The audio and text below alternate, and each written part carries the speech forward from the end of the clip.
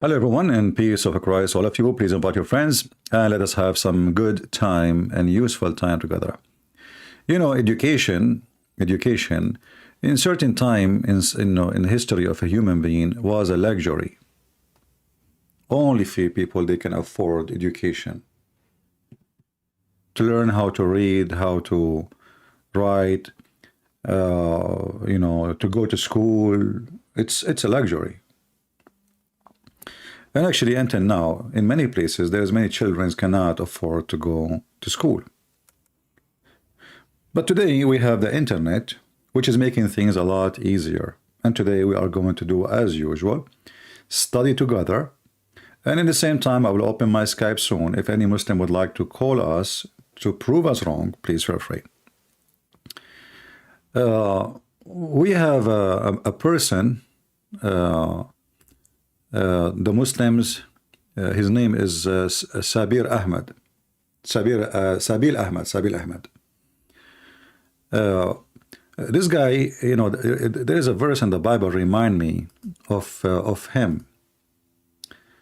And if you are from this county or city, which is in Morton, Grove, Illinois, you have to be careful about how this guy trying to manipulate your kids. And when you send your kids to the mosque of the Muhammadan there, go and check out how many kids who've been in mosque before, who thought this is a religion of peace, and then they end recruiting them into Taliban, Al-Qaeda, etc. In the beginning, Muslims always they try to present Islam as a sellout, as a cars dealer. This car is so beautiful, it's so good, will live forever with you, it's good, buy it. And then if you say to him, no, I like that car, I think, and then suddenly he switch all his statement he said before a second ago about this is the best car to the second car which you were not told about yet. Suddenly this car, because now you like it, maybe you will buy it, maybe. So, oh, this is the best car, this car, is a Muslim man. He is a car salesman.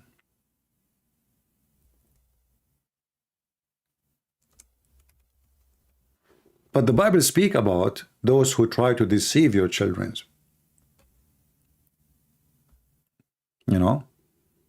Those who try to deceive you, there's many verses in the Bible about them. And one of the verses speak, or few of them, about those who come to you in a sheep clothing, but in fact they are wolves. If you go to Matthew chapter 7, verse number 15. And here this is an example how this guy, he tried to present Islam as a sheep. Islam is beautiful. Islam is kind. Islam is, is not what anyone says to you. Islam is a wonderful religion. When they say to you, we have violence, this is absolutely not Islam. ISIS is not Islam. Al-Qaeda not Islam. But then you join them and later you find yourself joining Al-Qaeda and ISIS. And always we ask the Muslims a very simple question, the Muhammadans. Name for me one thing ISIS did, Muhammad did not do. Muhammad, he split a woman two pieces when she's alive and she is over the age of 85, 86. He sent a man to stab a man in his house when he is almost 100 years old, claiming that he want to borrow things, food from him. So assassination, kidnapping, raping, stealing, sex slavery, and most of the Christians in the West and around the world, and even non-Christians, they do not know that a Muslim, he is allowed to lie, as we see in chapter 3, verse number 28. And Muhammad, he made it clear we can lie in three cases: to our friends, to our families, and to our enemies. And according to Muslims, we are enemies. The Muslims, if you see this guy, he keeps saying to the guy in the video, to the Christian in the video, he keeps saying to him, brother, brother, brother. But the Quran made it so clear that a Muslim person, he cannot even take friends, not a brother, from those who they are Christians or Jews. And now for sure, if you are an atheist, that's mean you are like a monkey for them. So this is the Quran, as you see, we don't make things up as they do. Ye who believe, take not Jews and Christians for friends, they are friends of each other, and he among you who take them as a friend, he's one of them, which means he is an apostate. And Allah, he guide not wrongdoing folk. And by actually this statement here, especially the last phrase, is showing us that Islam is a fraud, is satanic, because as you see, Allah don't guide the wrongdoing folk. So Allah guide whom? I mean, the one who is doing good, he do not need your guidance, you stupid. Obviously, the Quran is made by someone, he is satanic, he don't want people to live in peace. The Quran order in chapter 9 verse 29 to kill anyone don't believe in Islam. And in his verse, Allah, he confirmed that a Muslim, he cannot take a Christians and the Jews as a friends. In fact, in the same chapter, if you go to verse number 14, it says that Allah will spread hatred and enmity between the Christians. So yes, Allah is a Satan and he is the enemy of the Christians. So when a Christian, he go and visit a mosque, you are especially those who take their kids with them, you are taking your kids, your children to the house of the devil by your own hands. You are giving your children to the devil. Read with me. And with those who say, Lou, we are a Christian, we made a covenant, but they forgot a part of that, therefore, and if you wherefore you were off. And if you ask the Muslim, what is the covenant the Christians they made? This is the most on the funny things Muslim they say. They were admonished, therefore we have stringed up enmity and hatred among them till the day of resurrection. And then you ask yourself, we are talking about who? We are talking about God or Satan? The Quran says that the one who likes to spread enmity between people is Satan.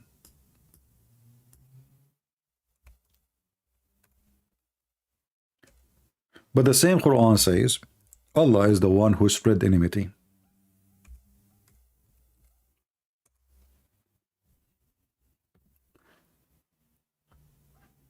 All those verses, chapter 5, verse number 64, Allah, he spread hatred between the Jews.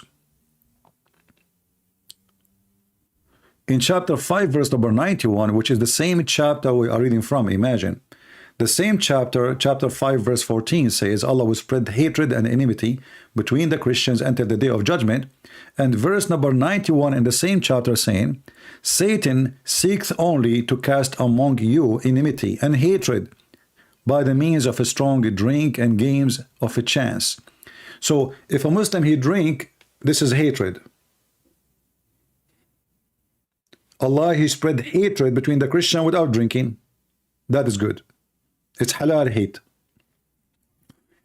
But now we want to go and see how this Sabeel Ahmed, he really can help us to expose Islam.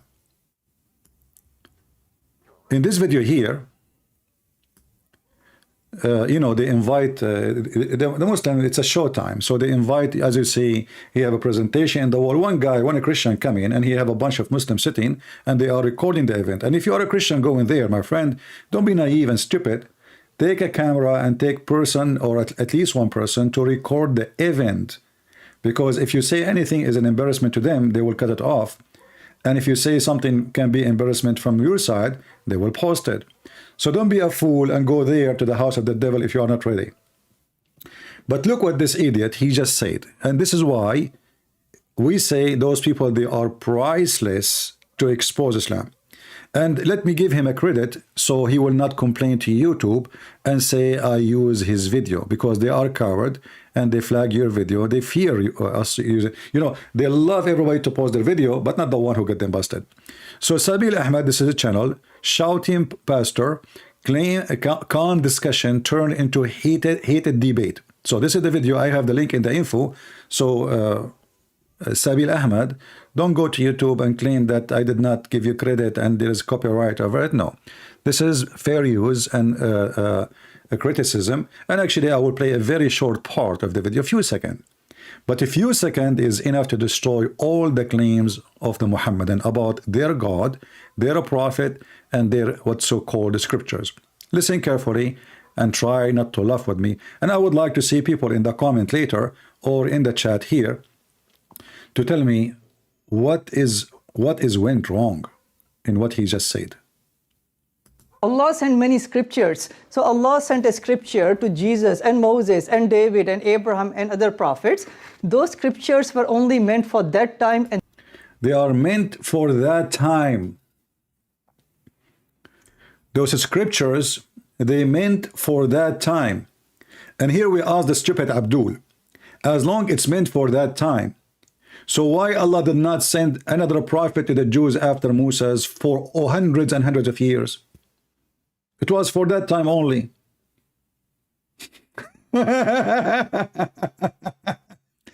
And Allah, he sent the scriptures to Jesus. It was for that time. So why Allah waited 600 years after to send Muhammad if it's only for that time? Do you see how they lie? This is the salesman who is trying to sell you a car is a stolen property.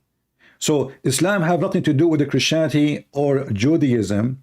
Islam steal names in order to deceive people so they can, you know, get in. Do you believe in Jesus? Oh, we believe in him. Oh, you believe in Moses? Oh, I believe in him. But they will not tell you that they believe that Alexander the Great was a prophet. They will not tell you that Islam believe anyone is a prophet. I mean, Allah, he sent 124,000 prophets. And what make it funny, or more funny, is what he will say next. So Allah, he sent the scriptures to all those names, and he mentioned Jesus. And we challenge the Muslim to tell us how Allah, he sent the scriptures to Jesus. According to the Quran, Jesus spoke in the cradle scriptures. So how he sent him the scriptures? How come Jesus did not wait for a guy, his name is Jibreel, who come to him when he is 40, and he squeezed him, and he said to him, read, and Jesus said to him, I do not know how to read, and then he squeezed him again, and the Jibreel, he squeezed him again, please read, and the guy, he said to him, what's wrong with you? I do not know how to read, and the angel squeezed him for the third time. Everything in Islam, by the way, is a 3 time. And this is a story from the Bible too. Muhammadan, they claim that they are against the Trinity, but everything in Islam is a Trinity. When a Muslim do ablution, he have to wash his hand 3 times, his nose, his mouth, his face, he wipe his hand, his ear, his feet, everything 3 times. Muhammad, when he go to a place, he say Assalamu alaikum 3 times, which is very stupid and boring. So in Islam, everything is 3 times. And now we see a prophet, he been squeezed by the angel Sabeel 3 times. And the prophet, he keeps saying to him, I do not know what are you talking about. I do not know how to read. But in the case of Jesus, Jesus spoke in the cradle as an infant. So when a Muhammadan, he say, according to their book, and we know where this story is coming from, and this is additional proof that Muhammad is a fraud. This is Jesus. And the story of Muhammad is very well known. An angel came to him. And he squeezed him 3 times. And after he keeps saying to him, read, still Muhammad cannot read. And this is additional proof that Allah is a false God, because if Allah, he said to me, and he is God, read, even if I don't speak the language, I will speak the language and I will read it. When Jesus said to the blind man, see, so. When he said to the one who cannot walk, carry your bed and walk, he walked. Allah, he squeezed Muhammad 3 times, and he is the one saying the word read. Yes, the angel is the one delivering it, but this is the words of Allah. But yet Allah could not make Muhammad read. And read with me here. It says, he speak into mankind in his cradle. And the funny about this verse, chapter 3, verse number 46, is many things. If we go up a little bit just to show you how stupid Muhammad is. Muhammad, he think that Imran, the father of Moses, is the grandfather of Jesus.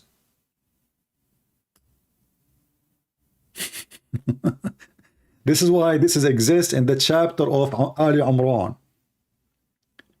So Imran, according to the silly Muhammad, he lived for some time with the Jews when he moved to the city of Medina. He heard that the Jews, they believe there is a woman, her name is Maryam, and she is the sister of Moses. So the stupid Muhammad, he thought that Maryam, the sister of Moses, is the same sister, the same woman, the mother of Jesus. So now in the Quran suddenly, we have Imran, the father of Moses, become the grandfather of Jesus, and Imran is the father of Mary. And this is why we laugh at this religion. It is hilarious. It's stupid. It's made by somebody is coming from the bushes, and you know, he's like the Bigfoot man who do not know how to read, how to write, and he want to teach us about our belief. And he came 600 years after Jesus. And according to the Quran, Mary, she was a nun. Mary, she was a nun. And the funny Muhammad later, he says that the one who claimed to be a monk or a nun, this is a fabrication. If you read the verse with me clearly, here it says that Mary, she devoted herself to God. And Allah, he sent her every day her food to her room. That's a nice thing. I wonder why this thing didn't happen to Muhammad. Every day, she have her food coming in a sanctuary place.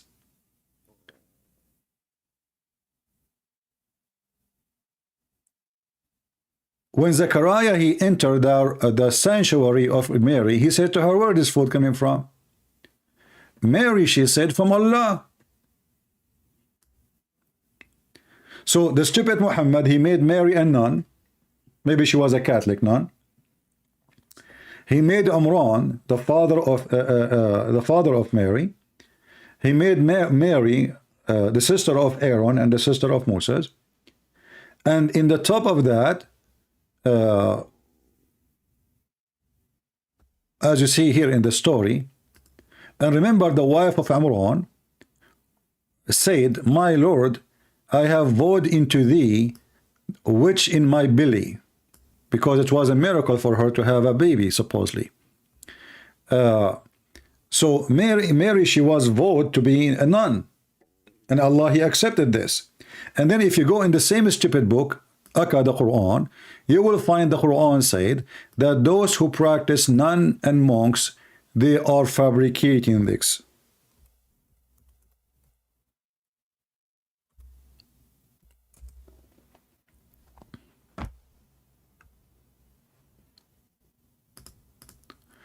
Just to show you how stupid the one who they called him Muhammad. Chapter 57, verse number 27. It says that those who they are acting as monks, this is a fabrication. They invented it themselves.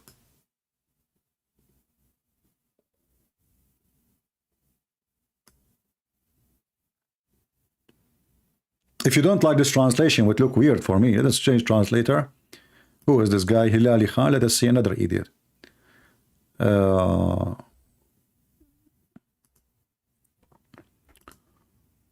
So those who practice being monks or nuns, this is their own fabrication, and Jesus never taught them that. Take a note of this. This is their own fabrication, and it's not from God. All right?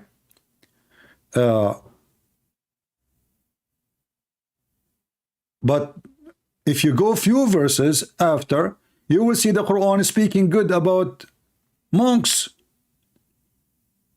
Chapter 5, verse number 82 says, from them there is priests and monks who they are good men. But I thought to be a monk is haram, and it's a fabrication. Are we taking notes, guys? Are we taking notes? Remember, this is a free education for all of you, so nobody can fool you. We give you many important information in a few minutes. So if monks is forbidden, and monks is a fabrication of those Christians, so now how he is praising them, attacking the Jews, says monks are wonderful people. I thought they are fabricating this. How you can be a fabricator and you be good? How you can be an inventor of God teaching and you can be good? So all the story of Jesus in the Quran is stupid and it's false. And then when this guy, he said that Allah, he sent scriptures for Moses and Abraham and Jesus, what next he will say? What he will say next is enough to put 1,000 nails in the coffin of Muhammad. Listen carefully what this smart man, he will say to us. So Allah, he sent what? He sent the scriptures to Jesus. He sent the scriptures to Moses. He sent the scriptures to all those prophets. And he even count them for us. And how much more time? 2? So Allah sent many scriptures. So Allah sent a scripture to Jesus and Moses and David and Abraham and other prophets. Those scriptures were only meant for that time and those people. Yeah. So what happened was, all throughout history, those scriptures, people started to change them. People diluted them. Diluted them. People, they start changing them. Now, many Christians, when they hear a Muslim saying such a statement, what the Christian usually do? Somebody help me in the chat.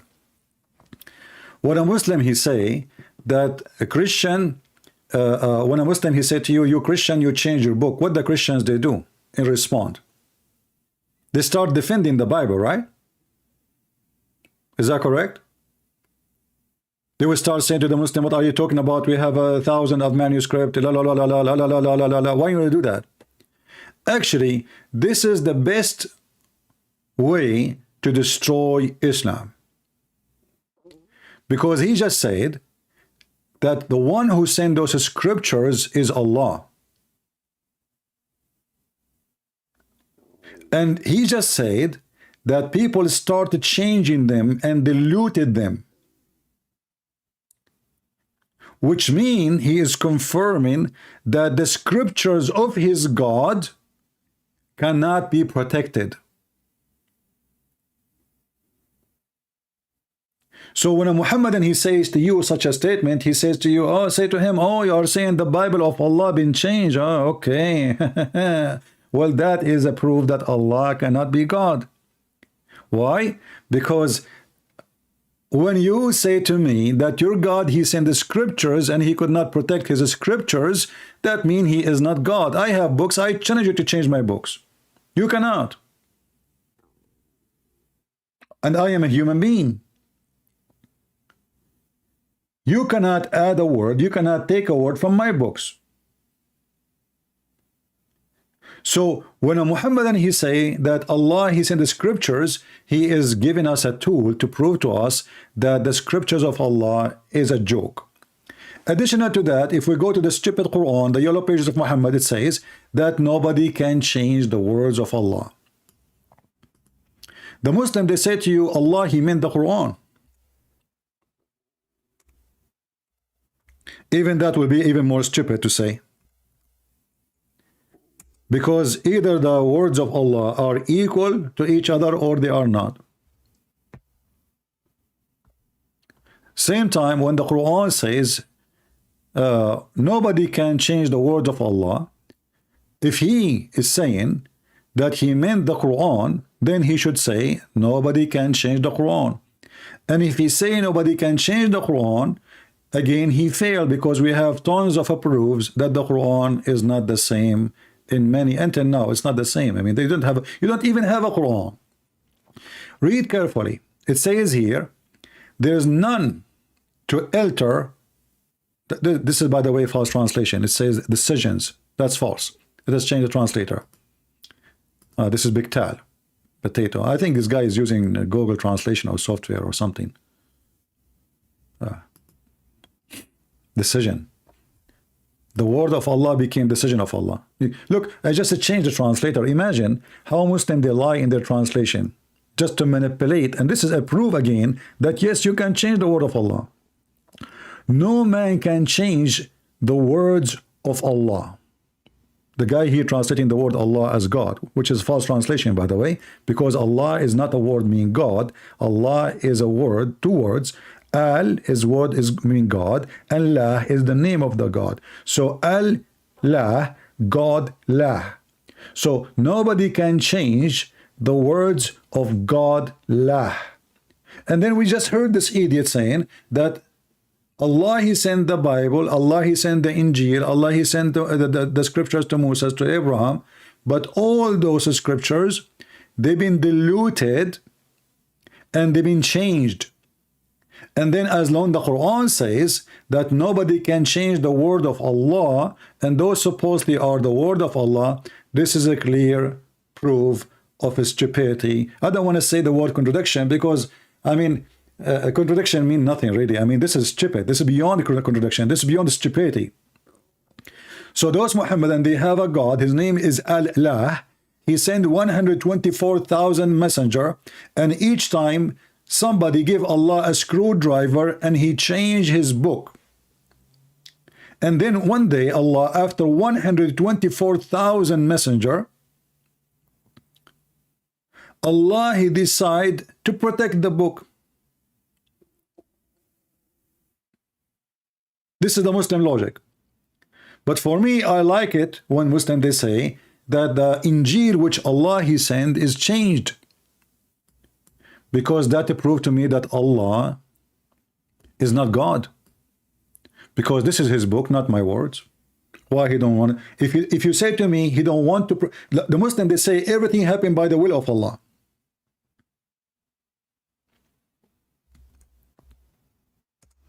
Everything happened by the will of Allah.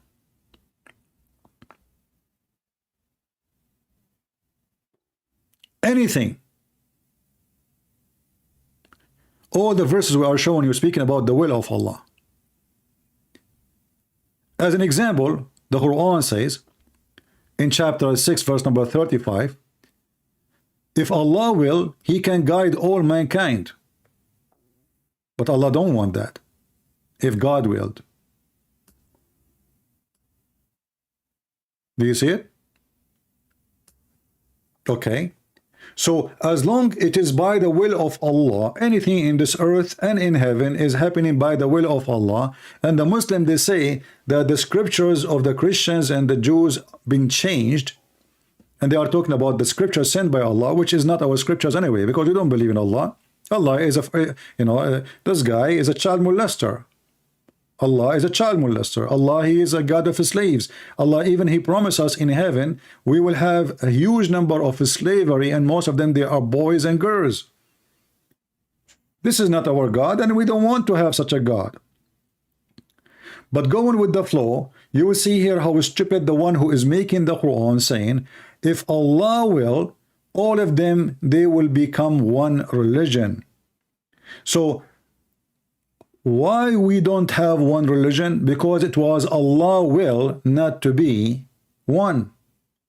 So why we have diluted the scriptures as Muslim they say? Because this is the will of Allah. As long this is the will of Allah, so what is the will of Satan? If it is the will of Allah to change the scriptures of Allah, so what Satan was doing for living during that time and now? If the one who misguide, the Quran says, are you going to guide the one who Allah misguide? So we ask the Muslims again, if Allah is the one who misguide people, who is Satan?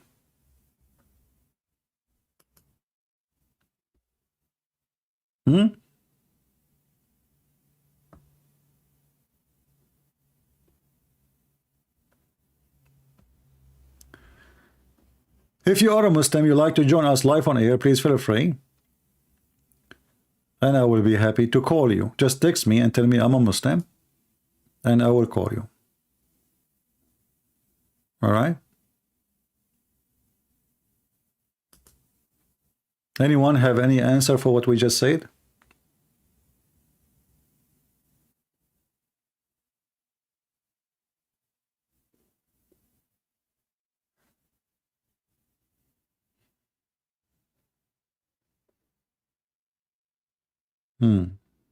Anyone?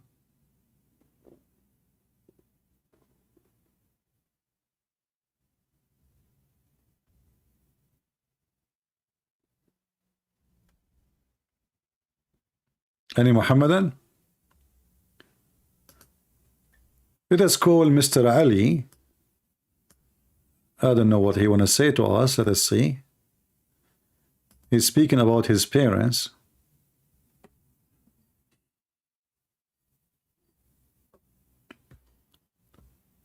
Hello?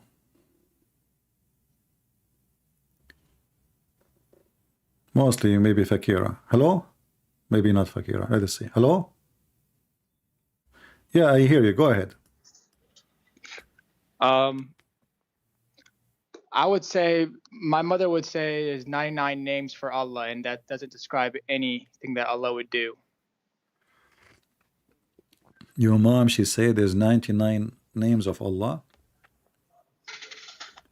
Yes, she would say, Yeah. if I was her, me and her, we debate all the time about this, and Yeah. I can't for the life of me get her to agree, but she would say something along the lines of, he's the all merciful, he knows everything, but he has 99 names, and that would never cover him because he gave women power. He Okay. all that extra stuff. Yeah. But you know that one of the names of Allah, as an example, is Al-Mudil. Ahmed Mubil.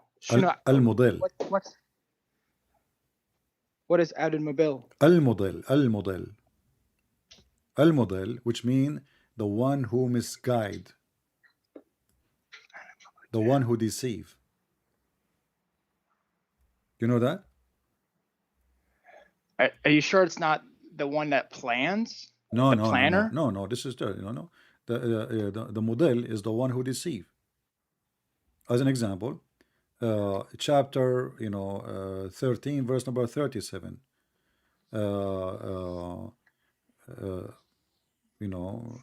Chapter 16, verse number 37. Chapter 16, verse number 93. Let us take this one because this is more universal. Look what this verse is saying. If Allah had willed, He would have made you one nation, but He leads, this is the Muslim translation, He leads astray whom He wills, and He guide whom He wills. So do you understand what I'm saying? What al-Mudil mean? Al-Mudil. Can you tell me the verse? I'm going to go to the Quran. Chapter 16, verse number 93.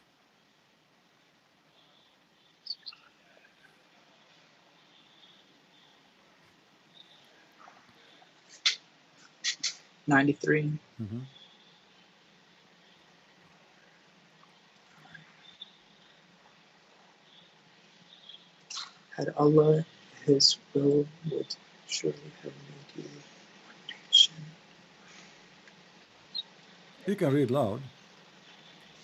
Okay, so it says, had Allah His will, He would surely have made you all one nation, but He leaves in error him who wishes and guides him who wishes, and you shall truly be called upon to account for your deeds and conduct. Where does it say?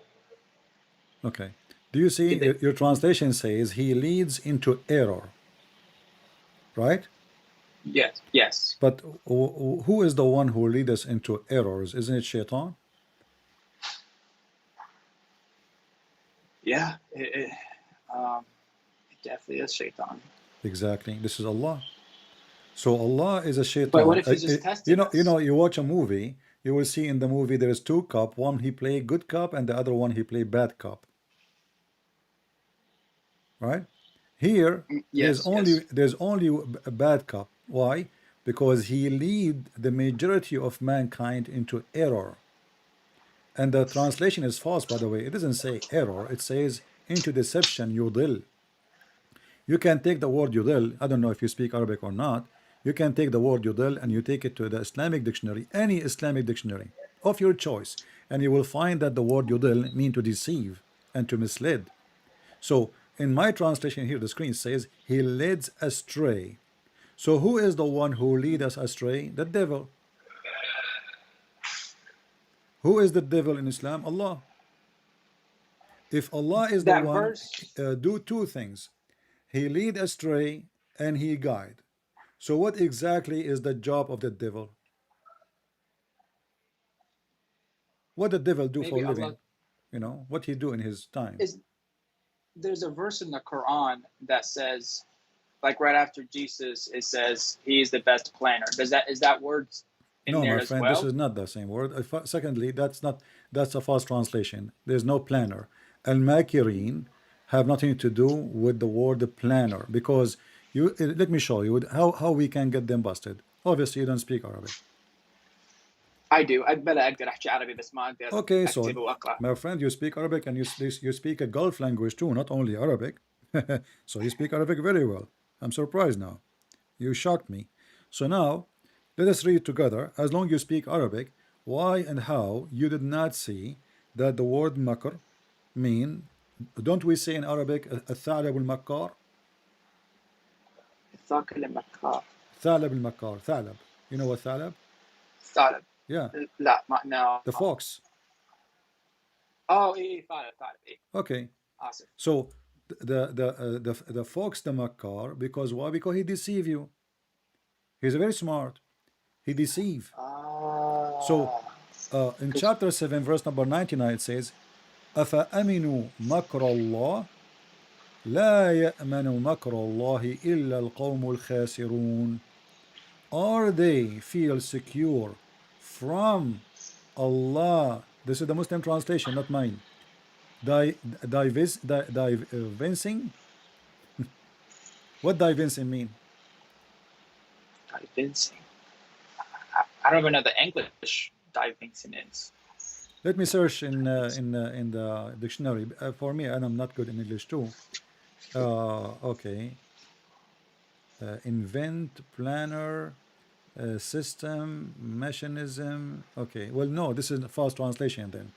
Are they feeling secure? Let us change the translator. You will see how the translation change. Let us see.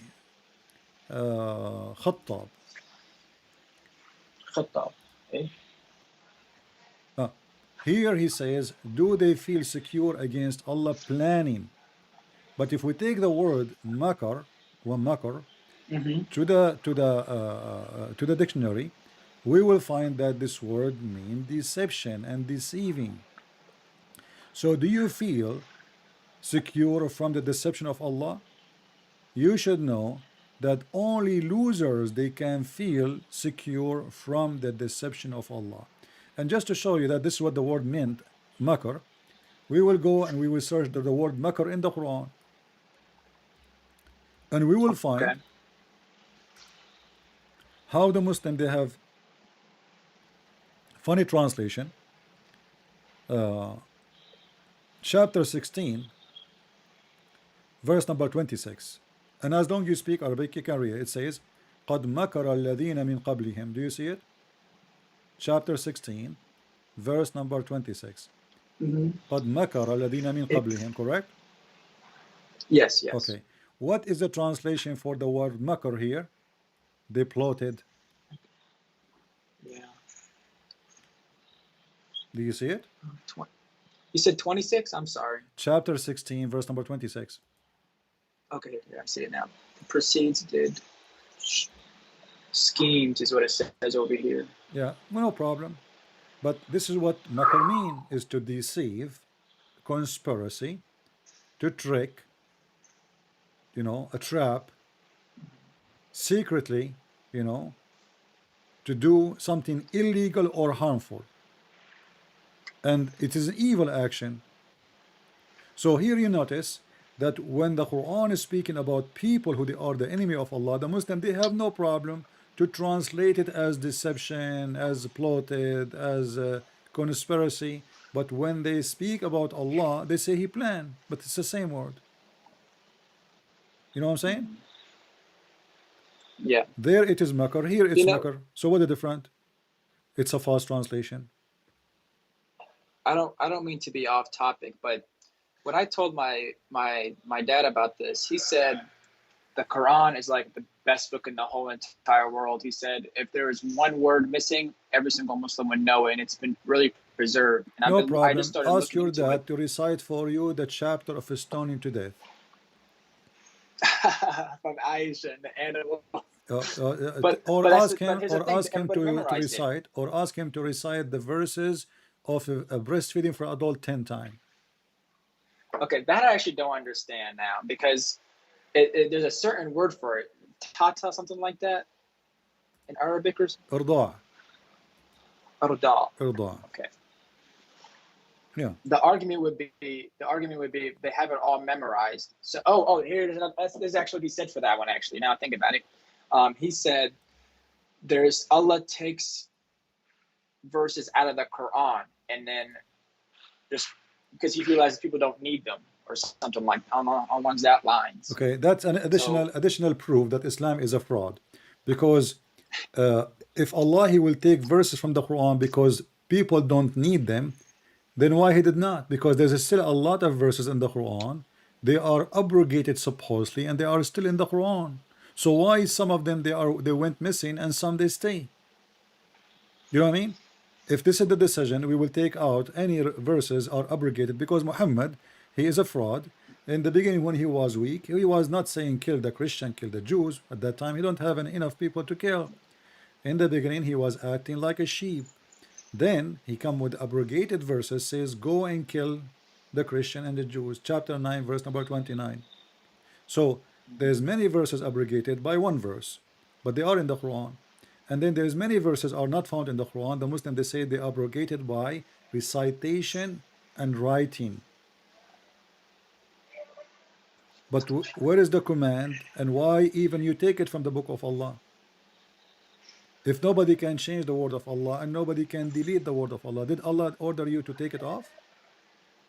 And as you see in front of us, it says here, Aisha, she said, the verse of stoning and breastfeeding for an adult 10 times was revealed, and the paper was with me under my pillow. When the Messenger of Allah died, we were preoccupied with his death, and a tame sheep came and ate it. Did your father explain to you how the sheep was able to destroy the book of Allah?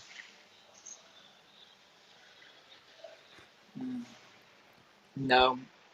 So how the Muslim, they keep saying to us, like including the guy we are speaking about him in the video, he says the Quran is a preserved, and he said 15 million Muslims they recite the Quran. That's false. Not even one of you can recite the Quran, because the Quran, first of all, the one you have is not the Quran of Muhammad. Secondly, there's hundreds of verses missing according to Aisha. As an example, Aisha, she said chapter of Al-Ahzab used to be equal to chapter of Al-Baqarah.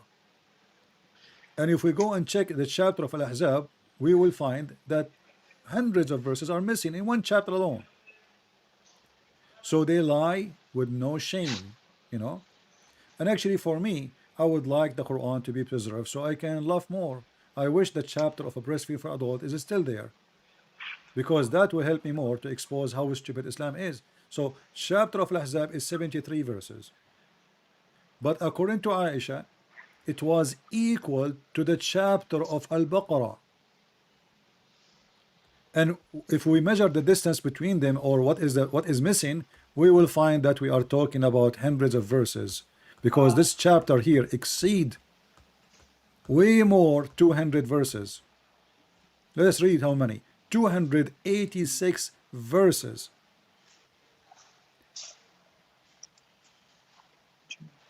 So do you see what is missing? And I can show you the reference about Aisha saying that Al-Ahzab used to be equal, as long as you speak Arabic. I can share with you. Isn't there also a hadith that says one of them is like 116, and then there's one of them that's 111? There's tons of reference, you know. But CP, how do you know that these are authentic? Because that's another problem we're running into as well. You see, our discussion is, I'm here to prove that nothing in Islam is authentic, and you are asking me how we can prove it's authentic. You know what I mean? If all my study here is to prove to people that Islam is a fraud, and if the Muslims, they themselves, like if you go to court, if you take a check and you say that Christian Prince, he said he gave me this check and he will pay me, and then the judge, he asks you, he said this is the signature of who, and you say this is my signature, then the judge will say, but you should have the signature of Christian Prince here to be used against him, right? Yes, yes. So when the Muslim, they write in their books, this is their signature. I'm not using it because I believe in it. I'm not using it because I agree with it. I'm using it because it's against their own religion, and this is their own handwriting, not mine.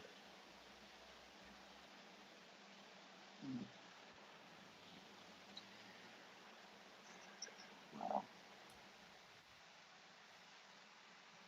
So what do you Isn't it think? true though that there was some enemies of Islam, like Jewish people that pretended to be Muslims and then My friend, uh, corrupted the book? okay, we can go with this and forever. You know, somebody he pretend. What about the rest of the Muslims? Why they take it? The Jews are still What do you a mean? little minority. Why they didn't take it? Let us say somebody. I mean, is Al Bukhari a Jew? No. Is Muslim is a Sahih Muslim right? Is a Jew? No. Is a Turmudi is a Jew? No.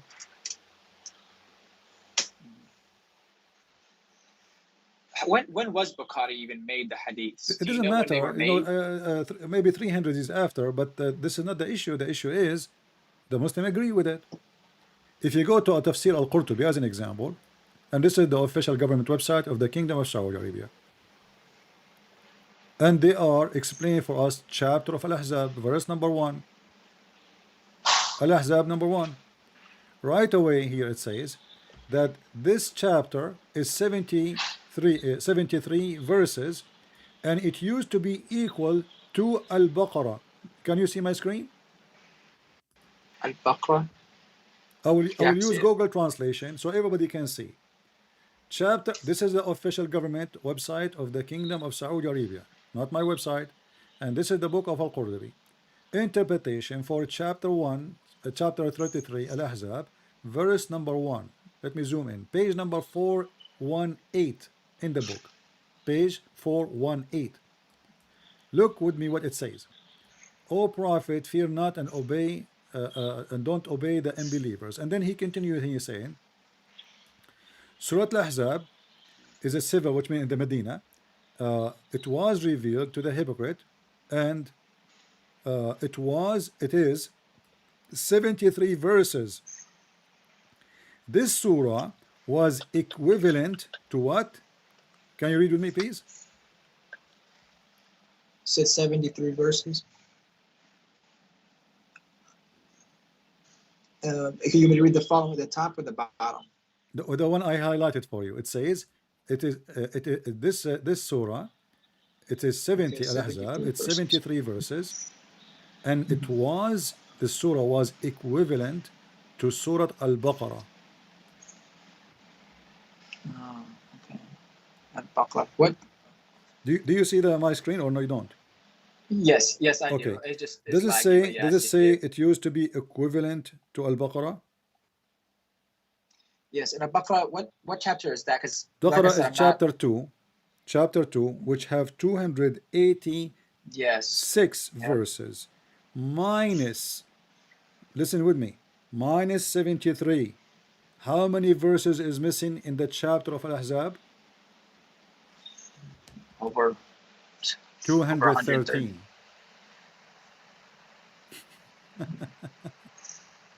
This is hilarious, isn't it? Those Well, Abduls, they keep saying to us that the Quran is preserved.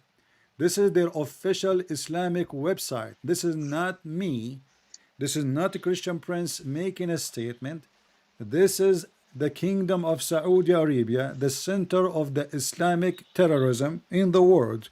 This is where Al-Qaeda are coming from. This is where ISIS are born. This is where Muhammad is coming from. This is where the Kaaba is located.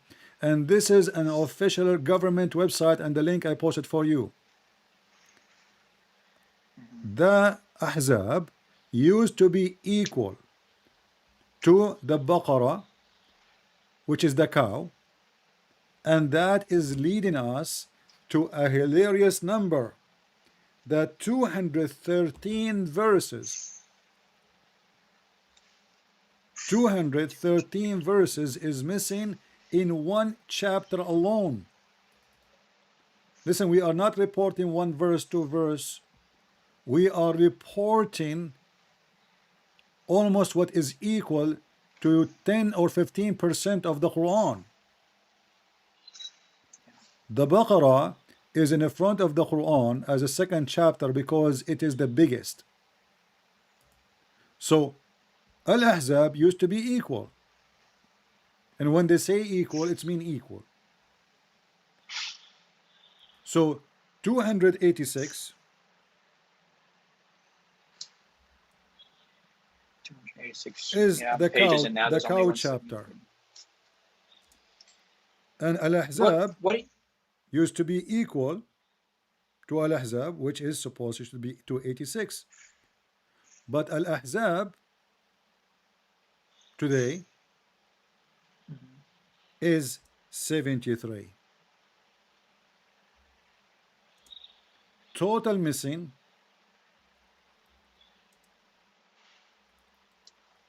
verses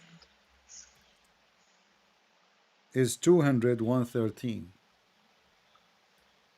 How in the world anyone can refute that? 213. And look, again, this is not the book of the Jews. This is not a hadith from the Jews. This is Tafsir al-Qurtubi. This is the official Quran website of the Islamic government of Saudi Arabia. And let me show you the address for those who might say, oh, this is cannot be. Here we go. Let me zoom in. Read with me. Quran.ksu, which means Kingdom of Saudi Arabia, education.sa, government website. You can click at the end of the page and you can go and you can communicate with the government. Somebody saying, read before and read after. What before and after? Here we go, read after. Read. It says, and it was the verse of stoning. So now they are adding more verses are missing. The old men and the old women, if they commit adultery, stone them outright as a punishment. So why it's not in the Quran? And now we found one verse. What about the 213? So now we will say 212. Are you happy? But still it's missing because it's not in the Quran. I'm sure there's probably more, like Aisha said. What? There is more for CP. you see, we are just showing you one statement about one chapter. This is just one statement. Otherwise, there's tons of But for me, I don't really care about how many verses missing in the Quran. I like the Quran not to be missing because that will give me opportunity to expose Muhammad more. Because I'm sure that 213 verses are taken from the Quran in purpose. Somebody took them off so people will not laugh at Islam. As an example, when we see this hadith about breastfeeding for adult, Yeah, like it went like 10 times or something. Yeah. Okay, they say it to us now. The hadith says that a goat ate it. The goat ate it. Okay, but is that convincing to you, my friend? The goat ate it, but the goat did not eat the memory of Muslims. Did she? No, he definitely didn't. So why we cannot find the verses? The stoning.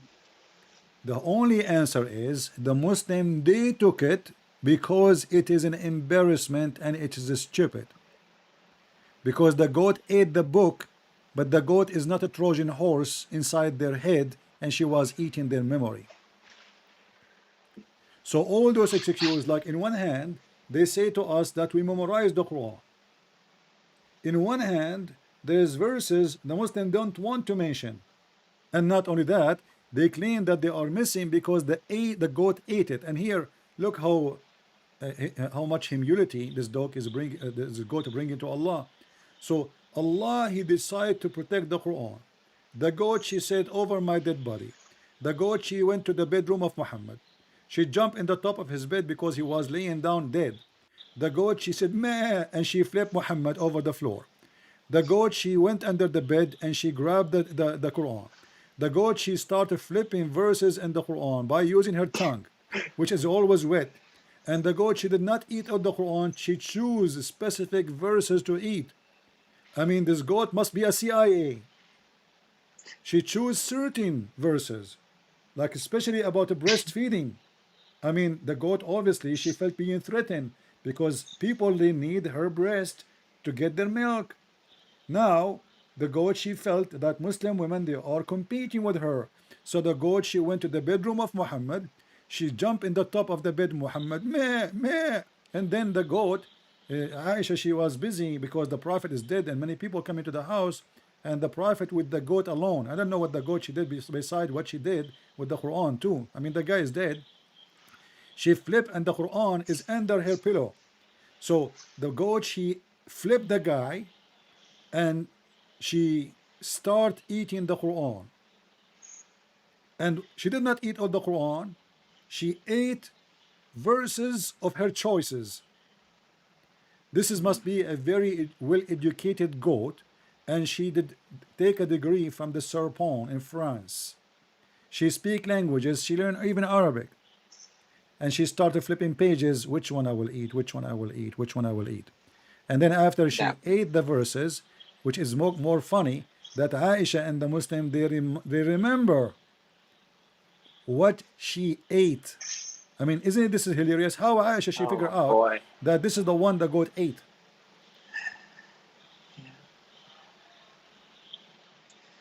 You And know, you mentioned I'm sorry, I don't mean to cut you off, it's okay. but you mentioned something about like I'm trying to like put the nail in the coffin when I talk to my parents about this, and I'm trying to figure out like the violence of it. Like, why are Muslims killing other Muslims?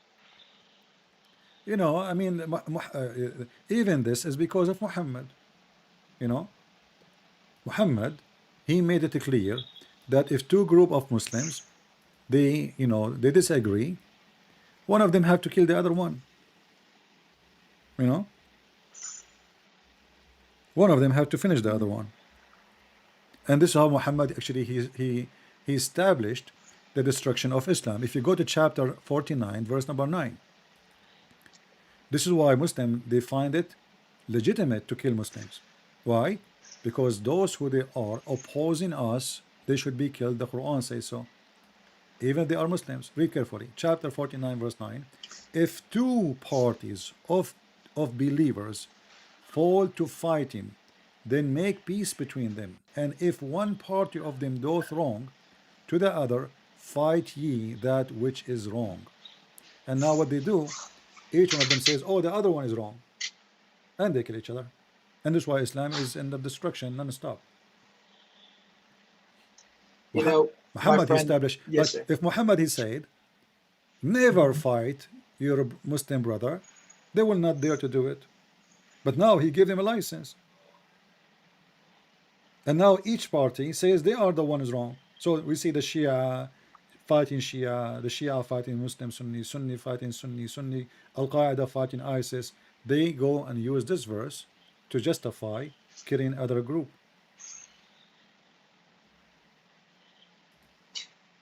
Christian Smith, I'll be honest with you, man. Like, when I was young, and even now, like, I just stopped practicing Islam. I've been practicing it for 16, 17 years, and you just get trapped. You just never think anything else is right. You know, they just trap you and just keep you in there. And I should have known it was wrong for the longest time because, like, I was born in Iraq, and a group of Muslims came to our house and literally took my dad from us, and just we don't know what happened to him. I'm sure they killed him because he was from Egypt or something.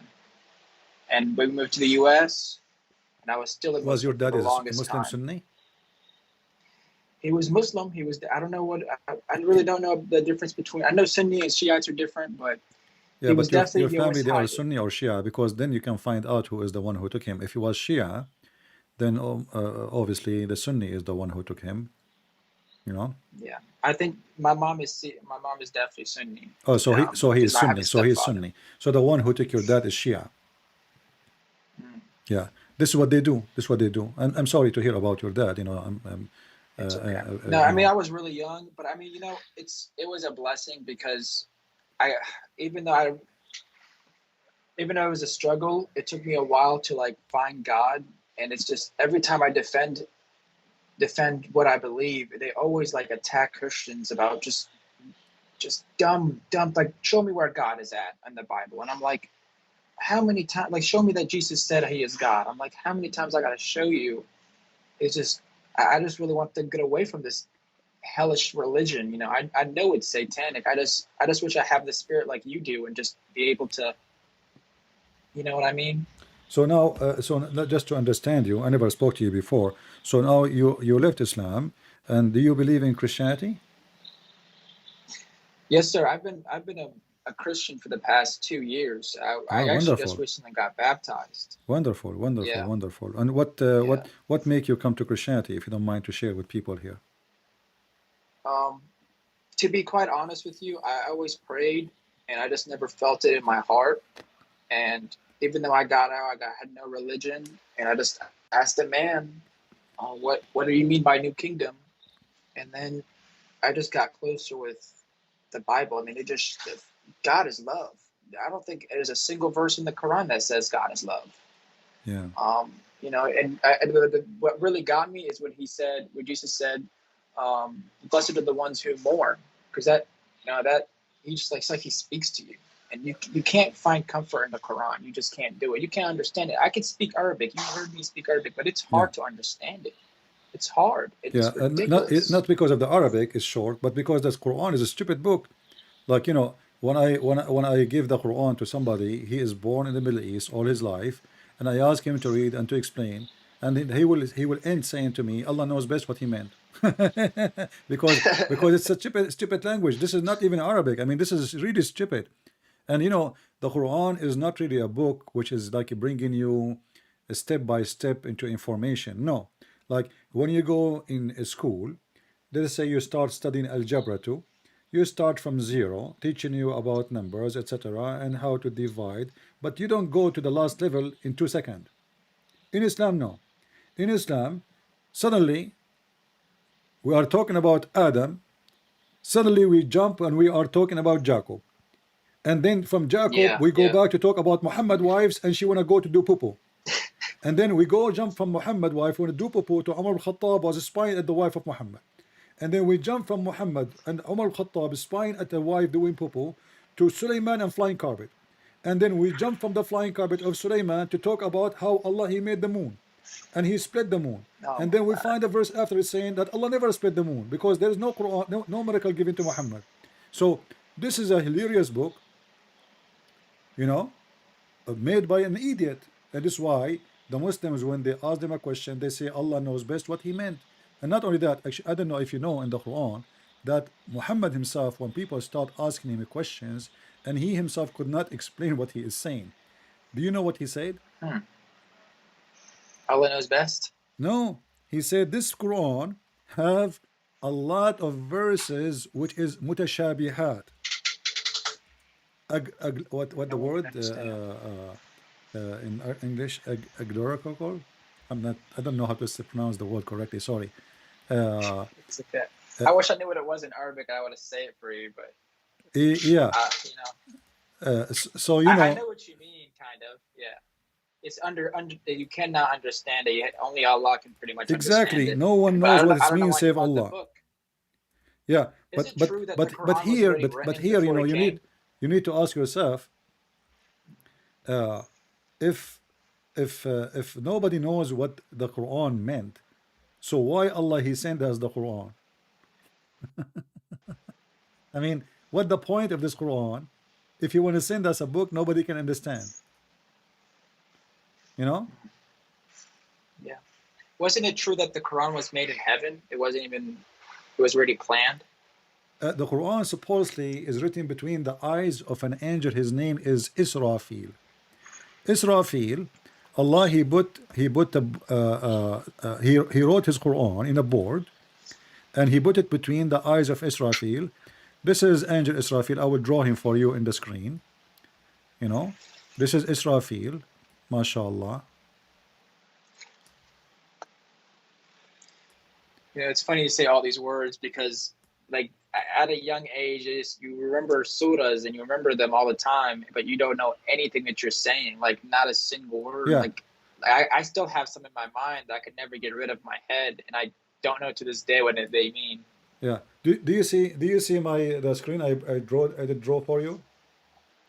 Yeah, I see it. The This is the angel a winking. Israfil. Allah, he put his tablet between the two eyes of Israfil. We asked the Muslim why he put it there. He said, so he can protect it, yet he cannot read it.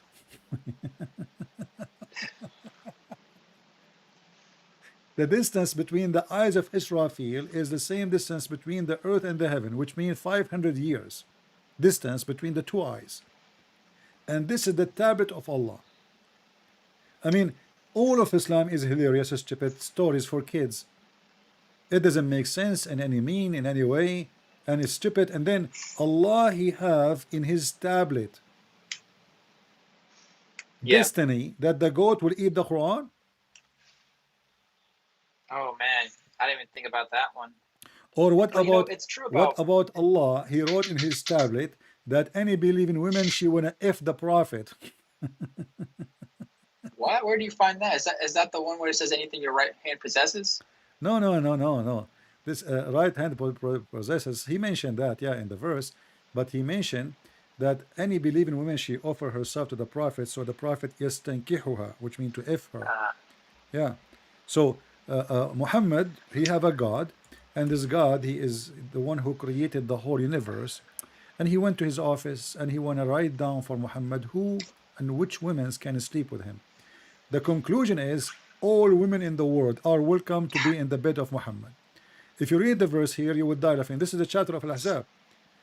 O Prophet, it's made lawful for you, your wives, and the cousin of your partner uncle, and the cousin from your mom, and the cousin from your dad's side, and the cousin from your etc. etc. side, and the daughter of your uncle, and the daughter of your father's side, and the daughter from your uncle's side, and the daughter of your auntie, and the daughter from your auntie dad's side from your mom's side, and the daughter from your dad's side, and then you know, and the daughter, and etc. And then at the end, and every immigrant women, imagine all the immigrant women, the migrant women who came with Muhammad, he can f them all.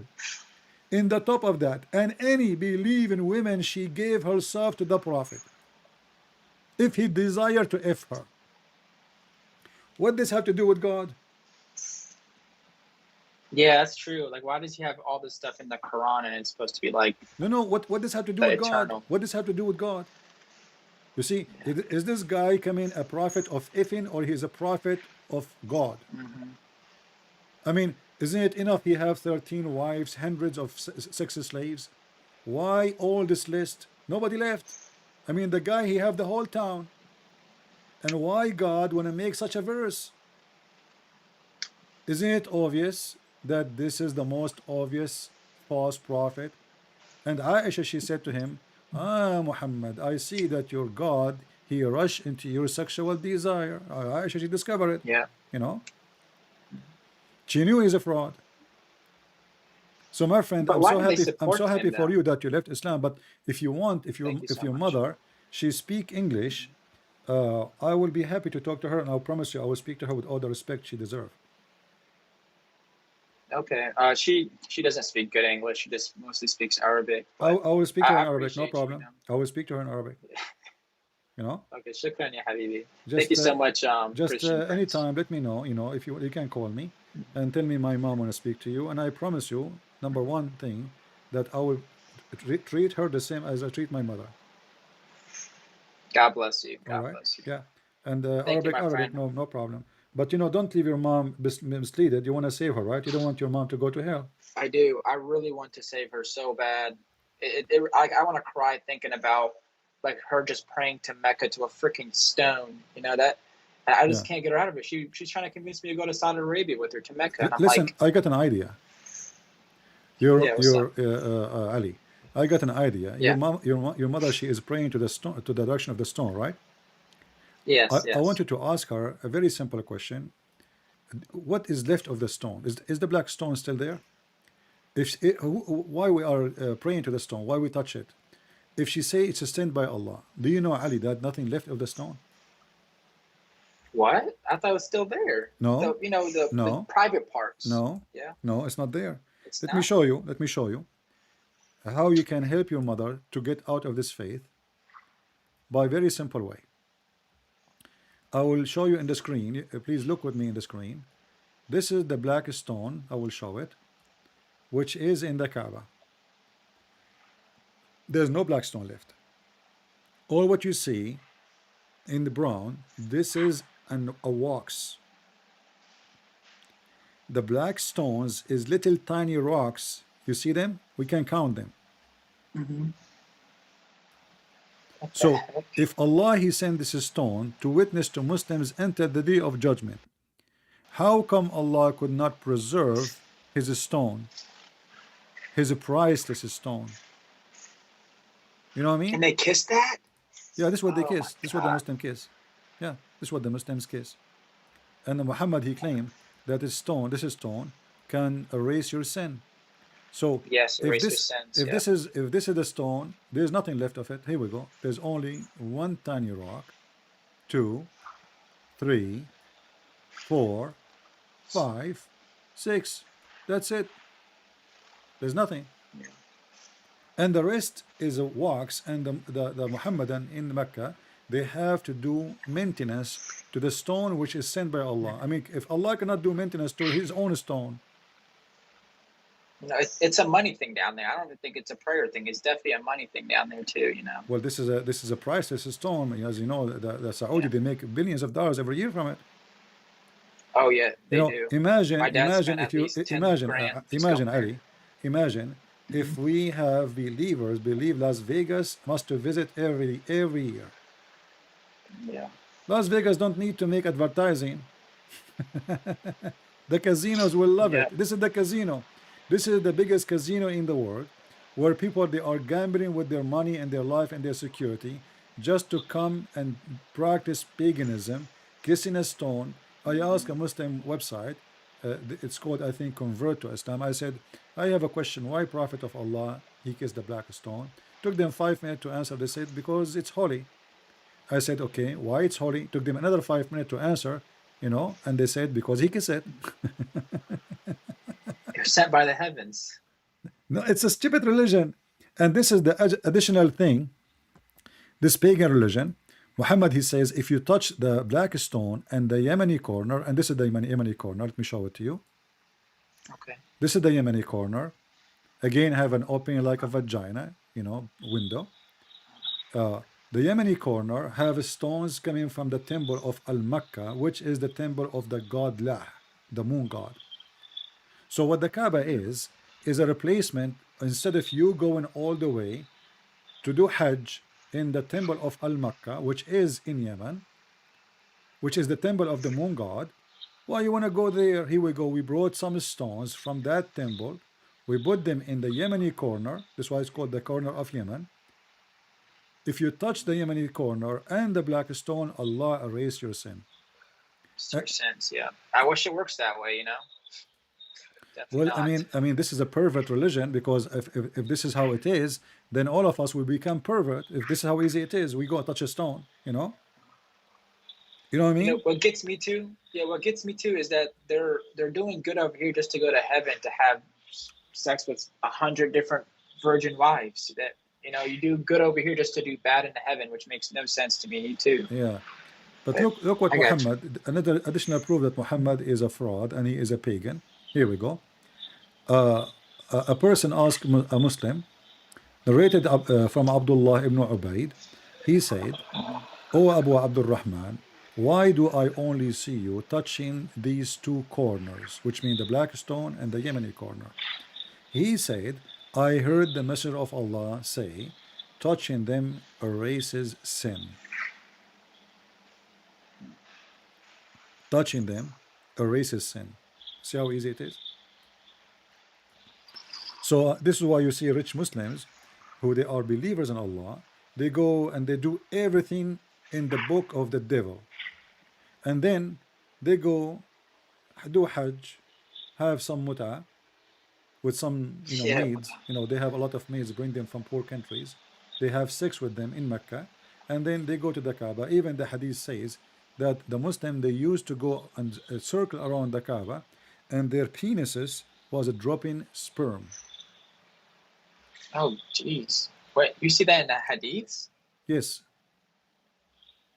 Anything I say, I will show it to you. Yeah. Trust me, I know. I've been watching you for months.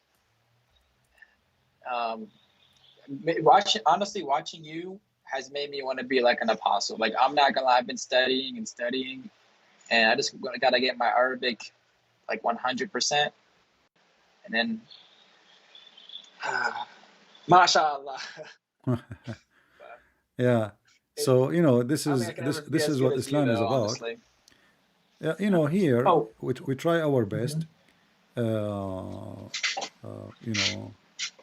to expose. to give reference and to prove what we say, not only just saying it, because people they need answers. Here we go. Read with me. This is Sahih. A Muslim cannot say this is Da'if. It's Sahih. Let me show you here. It says Sahih. Sunan Ibn Majah 2980. We used to go around the Kaaba, and our penises dripping semen.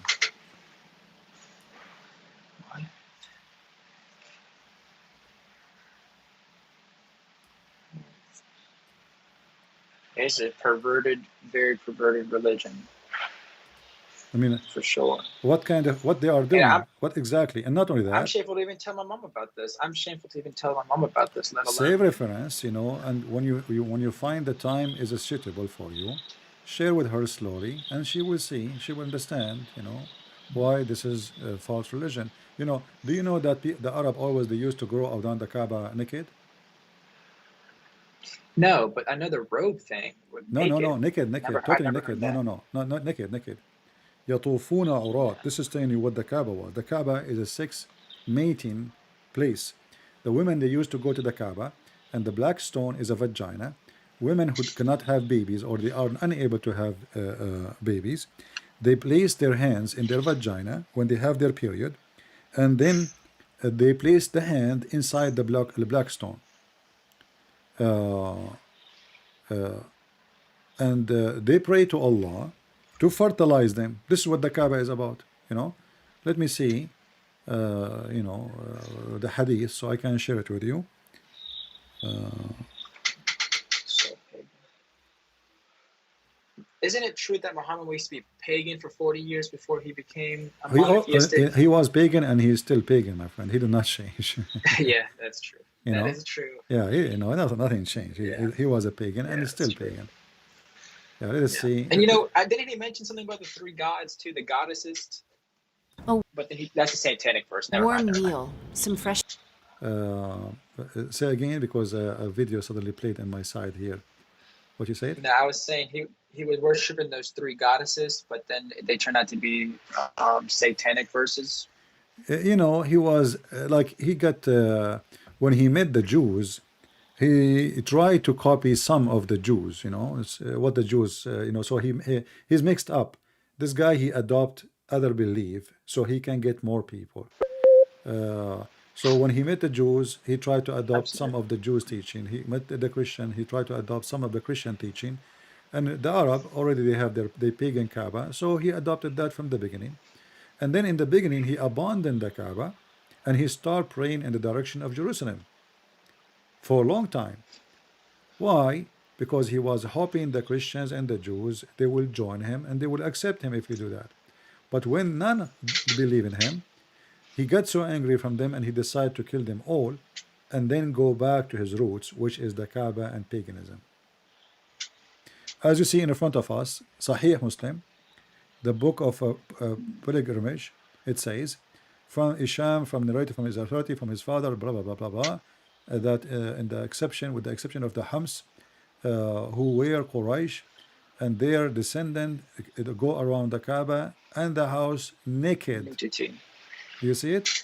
Totally naked. And your mom, she speak Arabic, so you can give her this. This is how you can find it. Oh yeah, for sure. قال كانت العرب تطوف بالبيت عراة. You see? Totally naked, nude. There's no bra. There's a woman, actually, Muhammad, he wanted to marry her or to sleep with her. She used to go naked around the Kaaba, and she is so beautiful, and she have a poetry or a song. And she said, هذا ما إنا أبديناه. I forgot the point. Like, this is what we have, we display, but it's not to touch or to play. So she don't want any man to touch it or to play with it, but she is going naked because other women, they like to be touch and play. So this is what we have, we display is not for you to touch or to play with. uh, and Muhammad, he was sitting in the Kaaba watching women naked, and he saw this women. And then after that, Muhammad, not before, like you will notice that Muhammad never said, never, not even a single verse in the Quran saying don't go around the Kaaba naked. You know what I mean? Not a single. I mean, when Jesus, when the Jews, they were buying and selling, not going naked around the temple, not in the temple, you know, not inside even the square of the temple. Like the temple have many squares. The outside skirt of the temple, Jesus, he flipped tables on them. He said, "You are making the house of my father a bazaar." Muhammad is watching women going naked around the Kaaba and men totally naked, and he Like a never nude shouts beach. saying, "Stop doing that." Why? What do you think? Isn't it I this is mean, the he hasn't going naked, but he wants the Muslim girls to wear the hijabs and all that stuff. even that one, it was when he because he was of the hijab, because it was of his jealousy. Umar al-Khattab, he was to harass his wives. Muhammad is a coward. Umar, he harassed the wife of Muhammad, and Muhammad don't dare to say to Umar, "Stop doing that." And Umar is the one who make an excuse saying, "Yeah, come on, man, I order your wife to cover themselves." So Muhammad, he came with the hijab. In fact, Umar, he says, Allah and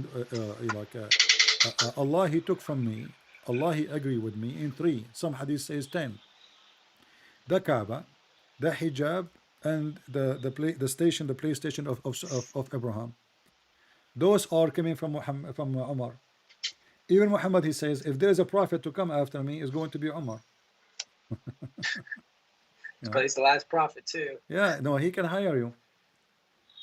Yeah, for sure. But you see, my point is, if I am prophet of God, shouldn't it be the first, and this is the house of God, shouldn't be the first thing I say, scream against, is women and men having sexual nude party around the Kaaba?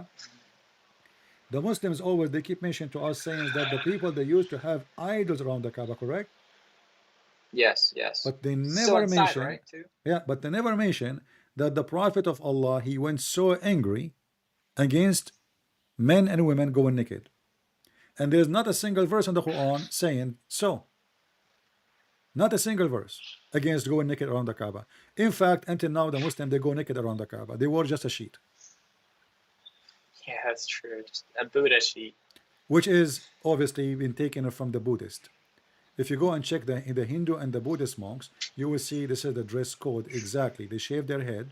They have a black stone, which is a sexual stone, and they show one shoulder, which is exactly the same shoulder the Muslim they show when they go and do their Hajj. It is 100%. And remember, some people will say to you, well, how they want to steal this from the Hindus and the Buddhists? My friend, India is so close to Saudi Arabia. Yeah. It's so close. Some people think that India is far. It is so close. If I go right now, People used to travel all the time, like the Mongols used to go no, just everywhere. They went from to show you how close it is. I mean, people, they think that I mean, this is impossible. What India have to do with Saudi Arabia?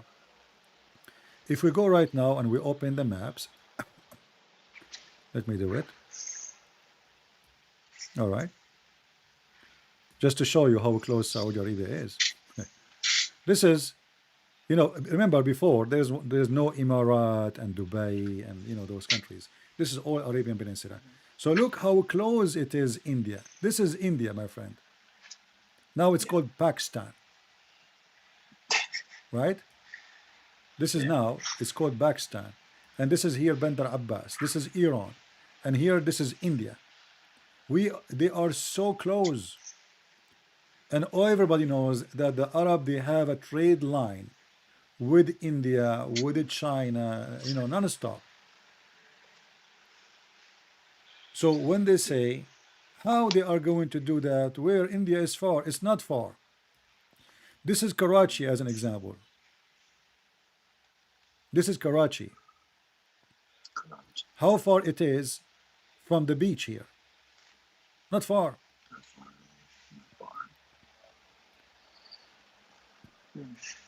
So, Yeah, for sure. and remember at that time, there's no borders, there's no passport. People just go and enter any place they want.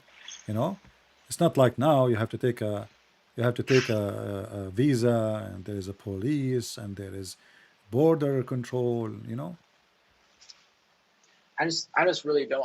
I really appreciate you showing me this. I just really don't understand how so many people can fall into the satanic religion. Like, they're just so blind. I don't get it. I really don't. It doesn't make any sense.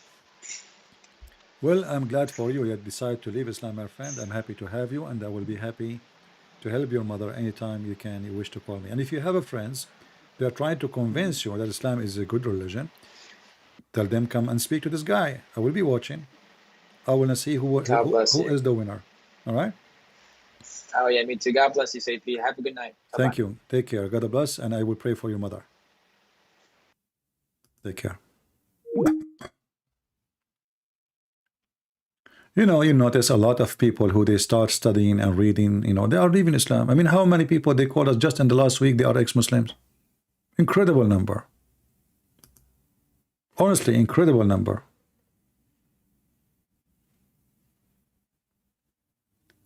So when the Muslim they speak about that our scriptures corrupted, you Christian don't defend. Tell them, okay, the scriptures of Allah is corrupted, and you will see how the Muslim face flip upside down. Islam is stupid. Use their stupidity to get them busted. Islam literally stupid. The Quran says Allah sent the Torah, Allah sent the Injil. So when a Muslim he say the Torah and the Injil are corrupt, he is saying to you that the book of his God is corrupt. He's not talking about your book, because we don't believe Allah is the one who sent them, right? So right away say to him, thank you very much, congratulations. So your God Allah, he sent the Injil and he cannot protect his Injil. Ha ha ha. The Muslim right away, he will put his tail between his legs and he will turn his back and go back home. Don't defend. Say, I agree. The book of Allah is corrupt. Thank you very much. You proved to me that Allah is not capable of protecting himself and protecting his words. I do not even need to prove it. You just did to me. And what make it more funny, that the stupid Quran, you see this guy, Sabeel Ahmed, he said that people, they diluted the scriptures being given to Isa, or supposedly Jesus or Moses. But the stupid Quran says, confirming what is with them. Confirming what is in their hands. Do you see it? People, do you see it? So how the Quran confirming what we have in our hands, and then you will see this scumbag from who live in Illinois saying that the book of the Christian and the Jews is corrupted. If he said, oh, he's talking about that time is 600 years after Jesus. You know what I mean? If he said this is about that time, well, this is 600 years after Jesus, my friend. The Muslim, they keep accusing Paul that he is the one who changed Christianity. But this is 600 years after Paul. This is 600, almost 700 years after Paul. The Quran confirmed the book is with us. The Muslim in their mosque and their speeches, they say our book is changed. Do you see how they are diluted? Do you see how they are hypocrite? Do you see why we laugh at their cult? Do you see why we consider Islam as a mockery to the man brain? Islam is a mockery.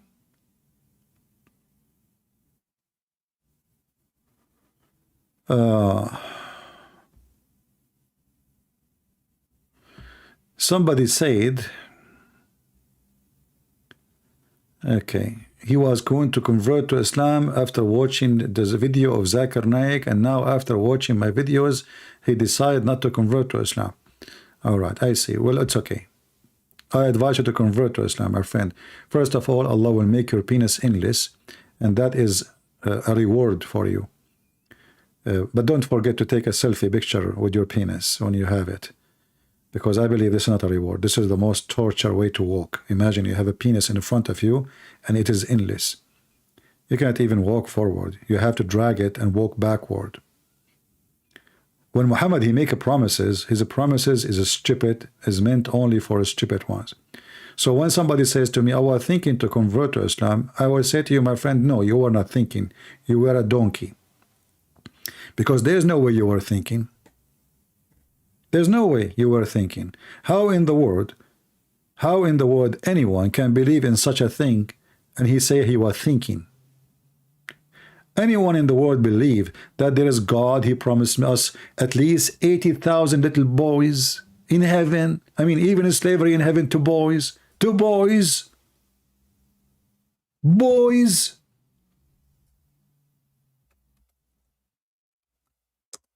You have to be a pervert, literally a pervert, in order to enjoy little boys who they are so white, because Muhammad is racist, to be your servant. The Muslim, they say, no, we will not have sex with them. Even if you say so, as you claim, which is not true. Even if you say so, that to prove that you are a pervert. I will be so upset if I have little boy serving me. This is inhumane. This is unjust. This is ungodly. And how many boys? At least 80,000 boys. 80,000 boys. There's a video on YouTube. It's called The Description of Paradise from the Dean Show. Go watch it and die laughing. The guy, he said to you in the video, in the heaven, brother, the heaven of Allah, brother, I cannot describe for you how beautiful the heaven of Allah. Brother, I can't describe for you. 2 seconds after, he said, and now let me describe for you the heaven of Allah. You just said, no, you cannot describe it. And then he said, in the heaven, brother, in the heaven of Allah, brother, you have 4 doors. What? You have 4 doors. I have what? Your house, brother, in the heaven have 4 doors. My house in the heaven have 4 doors? Yes, brother. And you enter from 1 door. Go watch the video. You will die. Actually, once I played this seminar this video in a seminar in the Philippines. People fell in the floor. The church, people really fell down in the floor from laughing, especially with my comments. You know my comment. You know the thing. You know. There is a guy. He was like over heavy duty with his size. He said, "Please stop. I cannot breathe. Oh my God." Please, you know, and we felt that he might die because it's so hot. It's a Philippine, you know, and the guy can't breathe. You know, you can feel his chest, you know, like it's like a chimney. Please, oh God, you know, he said, take him out, man. I don't want the guy to die because of me, you know. And they brought to me somebody. He was a principal of a school, and they told me that this guy, this is different speech. This guy is thinking to convert to Islam. I said, fine. When he come and he said, go walk behind him and put your 2 hands in his shoulder, I will know that this is the guy. So then the guy, he came and he said, and I played the video, the same video we are talking about. Then I asked him, I did not tell him that they told me that you are thinking to convert to Islam. They asked him, so what do you think? He looked at me, he said, this is really Islam? I said, yeah, this is really Islam. What do you think? He says, this is not what they told me. Like, he is out. He cannot believe that what I said. As you see, it's not even me I'm talking. I'm playing video for you. It's not me talking. It's not me reading. So because he could not believe, this is Islam, brother. Your house will have 4 doors. Brother, you enter from 1 door. And by the way, this is what I do in seminars. I draw. I always ask for a board behind me, and I draw in it. So, brother, you enter from 1. Are you, brother, following with me, brother? You enter from 1 door. Okay, which one, brother? This door. Another door is for your servant. You have 80,000 servants, brother. Brother, how many? 80,000 servant, brother. Brother, are you sure? Yes, brother. 80,000 little boys. All of them, they will enter from this door. I mean, look how organized the house of the heaven you have. Okay, what about the other 4 doors? About 2 doors. 80,000. 80K little boys. And this is the door you enter. You enter. And what about the other door? There's a door, brother. Every Friday, an angel of Allah, he come to you and he sing a song for you. Angel of Allah. And he say to you, Allah told me to say to you, we miss you.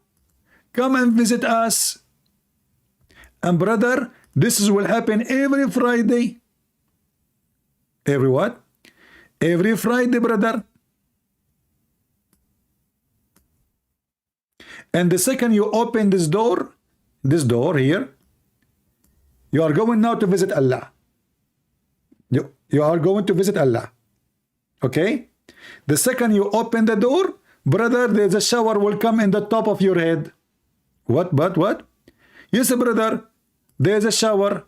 You open the door. It's like your mother-in-law. She put like a cradle of sewage water. So you open the door, brother, and the shower with musk. Look, the shower from with musk. You open the door, and now you are here under the door. Let me draw you. This is you. Under the door, and right away you are going to visit Allah, because Allah will not let you get in. You stink. You know, you have to take a shower first. You open the door, brother. Automatic solar system, brother. Sensor, brother. You will have a shower, and then you go to Allah, and then we go to the second stage. When you go to Allah, every Muslim, he have a chair. What? Yes, brother. Every Muslim, he have a chair.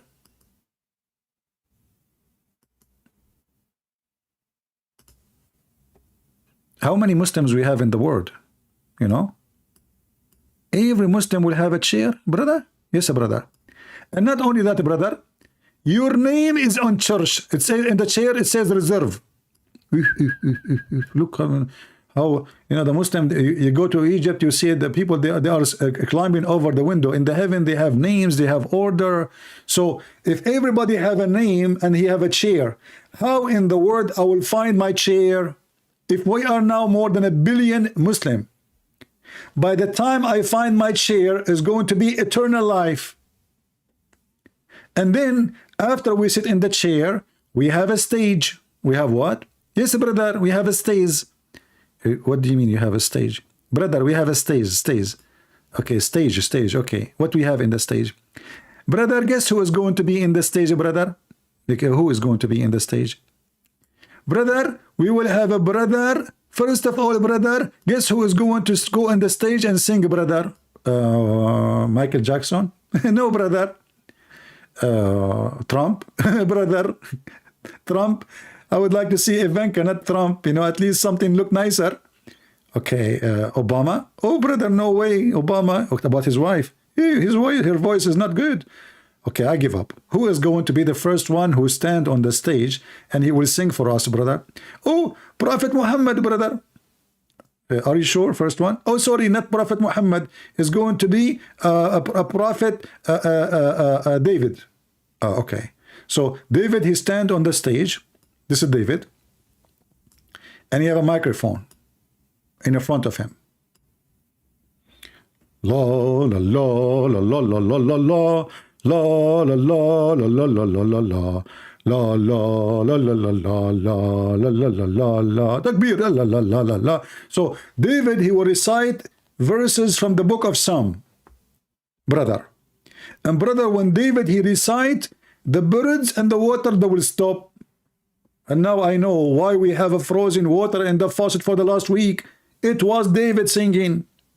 And then brother, Allah will ask us, have you ever heard something beautiful more than this? All the Muslims, they will say, no way, Allah.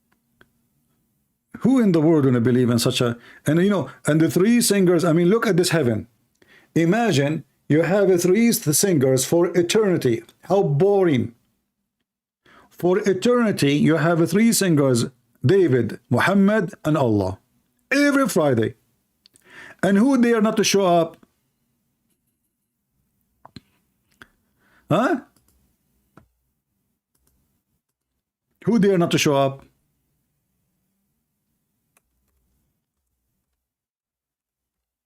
You are invited every Friday. You like not to go, not to, you have to go.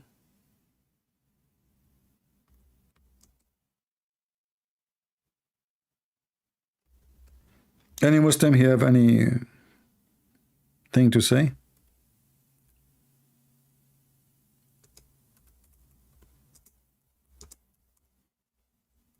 Let me see if I can find the hadith, so we can share it with you, the story I was reading for you.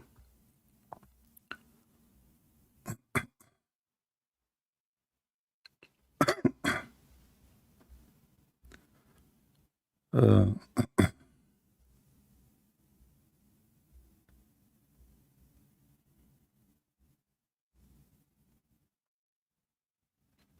hmm.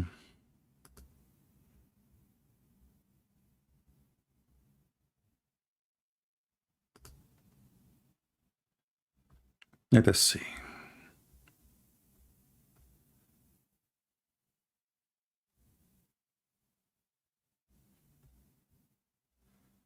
But anyway, I can find a better way actually. Actually, there's a hadith says that the people of Jannah, they enter upon Allah every day twice, and He recite for them the Quran.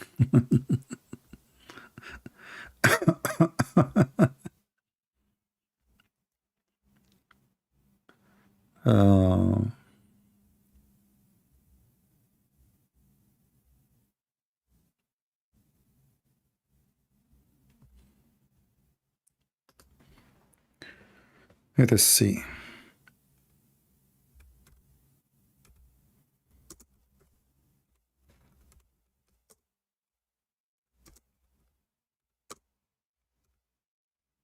I'm just trying to find it in English for you.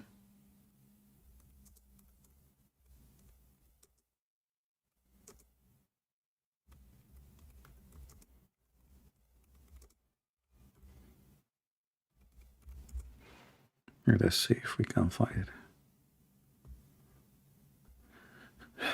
If we can find it in English, then we have to look for you for the story in YouTube, where the Deen Show description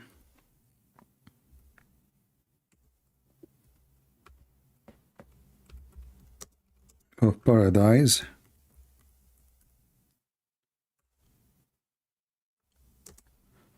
Deen Show.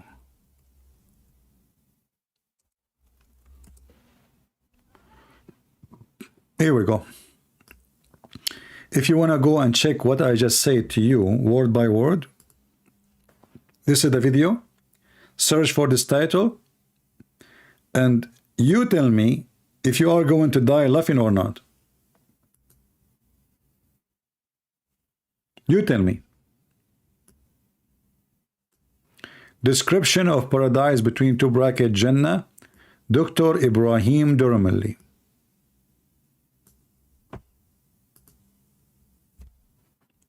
I challenge any Muslim to say Christian Prince is lying. I have it. This is your Deen Show.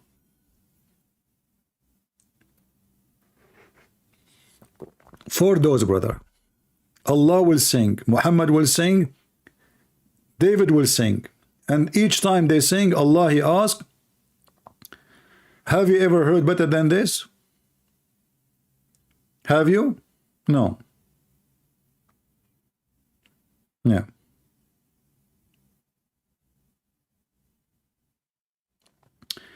Anyway, look like we are out of Muslims. There's no Muslim today. We have only one person who left Islam. We are happy for him, and I hope soon his family, they will leave Islam too.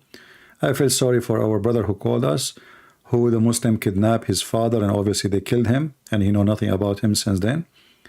But obviously they killed him. You know, this is what usually they do. They're very merciful, very friendly, very beautiful religion. It's called Islam.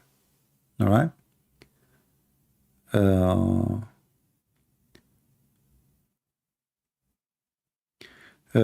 Dean Shaw is now buying a church. You know, when people they say somebody is saying buying a church, they are not buying a church. You know, those churches in USA, anyone can open a church. You know, you make a barn, you convert it to a church. This is not a church. So when people they say they are buying a church, this is not. It used to be. You know, in USA, those are private property owned by a group of people. They are not owned by organization. So I open a church now. I buy a property. And I put a sign and make it a church. That is a church. When they say to you they are buying, those people, they move to different place, and or maybe they cannot even afford to spend their money on it. If it became so big and they have low income, they sell it. It's not a big deal. Let them buy any building they want, but we are here building a human being. And we will make all those mosques in the future churches. Just wait. As you see, Muslim, they watch, they hear, even the one who try to deny and try to reject what we are saying, but is inside him, deep inside him, he cannot refute us. I mean, look, everything we said, there we go. I challenge anyone to tell me that the story I just told is a lie. The video is there. Allah will sing for you. David will sing for you. Muhammad will sing for you, and each Friday they will ask you the three questions. Each one of you have a chair in the presence of Allah, and you have a card Allah will give you, and you have your name on the chair. Go watch it, and when you enter the heaven, Allah will make you so white. He will make you drink a drink, and you will have a diarrhea. Watch it. Watch it and die laughing. This is the video almost killed the guy in the church I was doing seminar in. He could not take it. You know, they said to me, you know, the video by itself, I mean, it's stupid, but it's not like too much of a comedy. But with your comment, it is hilarious. You know? So I play 2 seconds or few seconds and I make a comment and people die laughing. I wish I can play it for you here, but you know what they would do. You know? This is Islam. This is exactly Islam. It's a fraud. It's a fiction for the stupid ones. And if you are a stupid one, I mean, there is nobody can protect you from your stupidity. Right? Only stupid people can think for a second that Islam is even a religion. This is just a collection of, you know, cartoons and violent and evil, sex with kids, kidnapping women, lying to your wife, the wife lying to her husband. It has zero morality, zero ethic. Actually, Muhammad have a way behind zero. And when Muhammad, according to Muslims, Muhammad get tested, maybe I should make a video about, maybe it's a coming video. Guys, do you know how Muhammad get tested? How Allah he tested Muhammad? Anyone knows?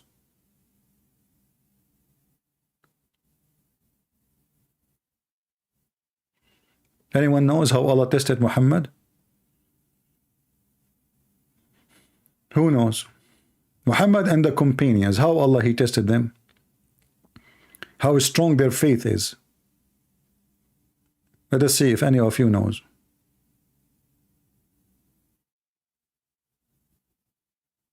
You don't know? You guys are not learning good. Suicide? No. The Jew asked 3 questions. No, this is the Jews testing Muhammad, not Allah. Khadija? No. This is Khadija testing the angel by doing striptease. Thank you, Dalia. Here we go. Dalia, she got the answer. Dalia, I will make you an admin for giving the answer correct. I never saw this name before, but I will give her the admin. Here we go. You got a hat, Dalia. Thank you. Look what Dalia, she said. He tested his prophet by lies. Have you ever heard of God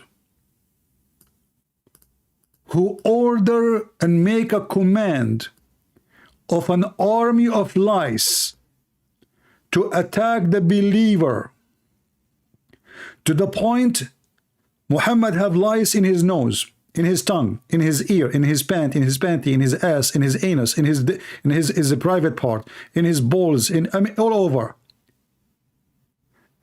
The test of belief for the prophethood is lice. The prophet was full of lice.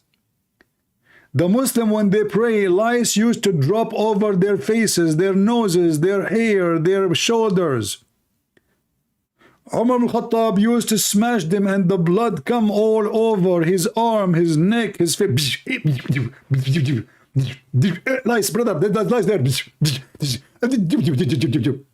Imagine if this has happened to Jesus and the companion. You see, Jesus, he went to the wilderness and he fasted for 40 days. Muhammad, he was struggling with lice for 40 years. Actually, I heard, I'm not sure it's true, I don't know if it's fake news or not, don't take me accountable for it, please. I heard that one of the lice, she used to live in the panty of the prophet. She is going to write a book because she was a first-hand witnesses for what happened there. So she will write a book. It's called the Diary of a Prophet Muhammad. I mean, she is a first witness. You know, she see everything. She live in the bushes around the penis of the prophet. And she will take some information from the lice who live in the back door, you know, the anus. I mean, I never heard that there is a religion and there is a God. He examined how strong the faith of people by lice. And this is telling you how clean was the prophet. And this guy, Sabeel Ahmed, he have a video about the prophet, his teaching for fighting disease and hygiene. Prophet of Allah, he said, when you do sneeze, put your hand over your mouth. Do you know, brother, how much this is help for health protection? But he will not say you that Muhammad, he said that because shaitan, he jump in your mouth. Not because he is talking about health, you liar. According to Muhammad, shaitan, he jump in your mouth and he laugh at you. So what it was made for funny purpose, fiction purpose, suddenly become a science. Muhammad hygienes, and then we find that Muhammad is full of lies. Muhammad taking shower with dead dogs, women blood from period. Muhammad, he go to the woman, her name Haram. He sit in her lap and she take lice from his head. I don't know. My head is scratching. I forgot I'm an Arab. I don't know. What is that? Oh, this is not a lice. Sound like big. It's like an elephant. What the heck is that? What? What I found in my hair? Now I feel jealous from Sam Shamoun. Those things will never live there. If you have a hair like Sam Shamoun, you know, so long hair like Sam Shamoun, you know. Anyway, I'm not going to tell you what I found in my head now. You know, it was really big and beautiful, you know, like Zainab bint Jahsh. Ah, this is Zainab bint Jahsh was holding in my hair. Alhamdulillah. She is the wife of my son. Alhamdulillah. She is big and beautiful and white and I like her. Alhamdulillah. And I went to the house of my daughter-in-law and I flirted with her. Alhamdulillah. And I said to her, you're so good looking. Alhamdulillah. She looked at me, she said, oh, shame on you. I will tell my husband, okay? He is going to leave me for you. Look at a whore. I mean, have you ever heard of a whore? A guy, he flirt with her and she is married. She like it? Unless she is a whore, obviously they are sleeping together. A woman, she is married in the house of her husband. The guy claimed to be his father, flirting with her. If she is decent, she will take off her shoe and she will hit the hell of him. But because she is a whore, she like it. You know? Oh, Prophet, please, stop, please, stop. No, please, stop. Listen. Praise be to Allah. He fled my heart for you. Oh, please, Prophet, this is not your heart. I see it. It's going, it's growing. I see it there. I don't want to look down. Please, don't. No, brother, Prophet, don't touch, Prophet. Don't touch. Listen to me. I'm not touching you. Those are my hands. If I want to touch you, I will not use my hands. Trust me. Oh, Prophet, you are so nasty. You are so dirty. What are you talking about? Oh, no, please stop. This is really too much. I cannot handle it. Oh, boy, you have no idea. You are right. You cannot handle it. Just wait until we see. Oh, Prophet, I heard that Allah, He sent you a dish of shish kebab and you ate a dish of shish kebab and you get the power of 40 men. Is that what you are talking about, Prophet? Exactly. 40 men, they will sleep with you in one night. Oh, Prophet, I cannot wait for that. 40 men, you promise? Yes, I promise. Prophet? Prophet? Hey, Prophet, we just get married, man. Where is the 40 men and the dishes of shish kebab and the kufta and the guy? You cannot handle it. Hey, Prophet, woke up. It's our first night. Prophet, what are you doing, Prophet? I cannot wait. I left my husband for your sake. And now you are sleeping. Okay, I will wait for him until he wake up. Hey, Prophet, Alhamdulillah, you are up. I was asleep. Yes, Prophet, I was like trying to wake you up, but your sleep is so heavy. I feel sleepy still. I will go back to sleep, and then you'll find a verse about this in the Quran. Aisha, she come to him and she wanted to have sex. So what Muhammad, he said, من شر واقب إذا وقب ثاقب إذا وقب.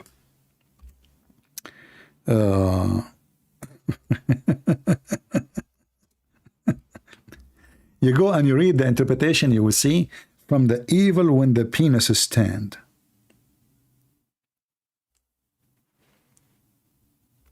Muhammad, he cannot do it. Hold on. Oh boy. I'm done an hour ago. You guys are taking me forever. Shame on you. All right. Chapter 113. If you go to the tafsir, you will see it says وَمِن شَرِّ غَاسِقٍ إِذَا وَقَبْ. You read and it says from the evil when the penis stand up. So the wives of Muhammad, they come to Muhammad, they want to do boom boom. Muhammad, he claimed that the devil is making them come and play with his hair so they can do boom boom, but he cannot do it. This is an excuse. And then, in order to cover himself why he cannot do boom boom, he say, from the evil of those who do witchcraft. From the evil of those who do witchcraft, casting spell by blowing on the knot. Then we will find a hadith to complete the story that a man who is a Jew, he made knots on Muhammad by taking hair from his anus, peace be upon his anus, and he was able to control him, and Muhammad was bewitched. And how he was bewitched, his brain, his penis, nothing is functioning. So you will find here Aisha, she's saying that the Prophet, he imagined himself having sex with his wife. In fact, he never did so. The Prophet continued for such and such a period, imagining that he had slept, boom, boom, sexual intercourse with his wife. In fact, he did not. Why? Here it says, because he was under the influence of effect of a black magic.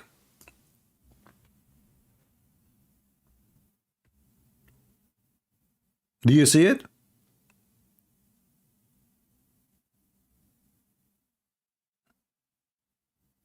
Huh? Hey people, do you see it? The Prophet, he is so proud about his private part, but when the wife, they took him into test, he could not do anything. All his wife, he imagined himself. Hey honey, are we going to do boom boom tonight? Oh, what are you talking about? Yes, night. We have a lot of boom boom. I cannot even move. Prophet, you did not even touch any of us. What are you talking about? I have witnesses. Okay, what is your witnesses? I have a lot of lice in my hair, in my pant, in my, you know, all over. You can ask them. And then they will bring you Zakir Naik. Christian Prince. First of all, when the Prophet he have under the influence of black magic, he was controlled by black magic, and that's why he could not have sexual intercourse. Zakir Naik, I will cut my both arms if you yourself can have sexual intercourse.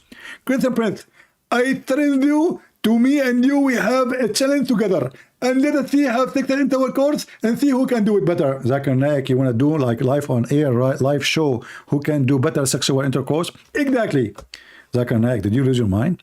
Christian Prince, first of all, this is a trend about religion, and Islam says there is no shameful act in religion. There is no shameful act in religion. Well, this is no shameful act in Islam. I mean, how you Muslim measure that Muhammad, you have the power of 40 men? Did you have like FIFA program for effing at that time? And your prophet, he beat 40 men? How you know? How you measure that? Christian Prince. First of all, Prophet of Allah said that he have the power of 40 men. That means he have a power of 40 men. How he measure it? Allahu Alam. Me myself, I wasn't there. However, I believe the Prophet was telling the truth. Okay, how you explain to me he have the power of 40 men, but the guy, he is not even having sex and he could not even have kids? I mean, why this guy having too much sex but there's no kids? Is he shooting in the wrong place? Christian Prince. First of all, the Prophet was very good in aiming. He is very good in what? In aiming. He is very good in aiming. Are you blind? Don't you see the height in front of us? If he is good at aiming, he will be good at aiming in the dream. It says here he imagined, continued for such a such period, imagining. Zakir Naik. Christian Prince. It doesn't matter. The Prophet, he aimed perfectly. And if he could not shoot when he is awake, that will not attain the fact that he is so good in shooting when he is dreaming. But Zakir, this is not about dreaming when he's really sleeping. This guy is imagining when he's awake. Exactly.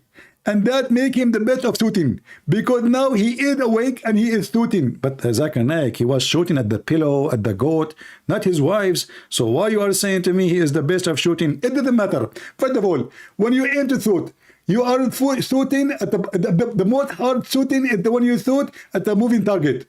Moving target, why his wife, they keep moving? Exactly. The wife of the Prophet, they are very horny. And because they are horny, they are boiling. And because they are boiling, they are keep moving target. So the Prophet is not easy for him to shoot. And this is why he did not have to have kids with them. They keep moving. He shoot, he hit the pillow. He shoot, we hit the door. We shoot. No wonder Muhammad, he have many bandage over his private part. Christian Prince, respect yourself. First of all, the Prophet, he didn't have a single bandage over his part. So what do you mean? What you're talking about? How you know? How you know? Christian Prince, the Prophet of Allah, he have the best penis ever. Have you ever heard of a religion?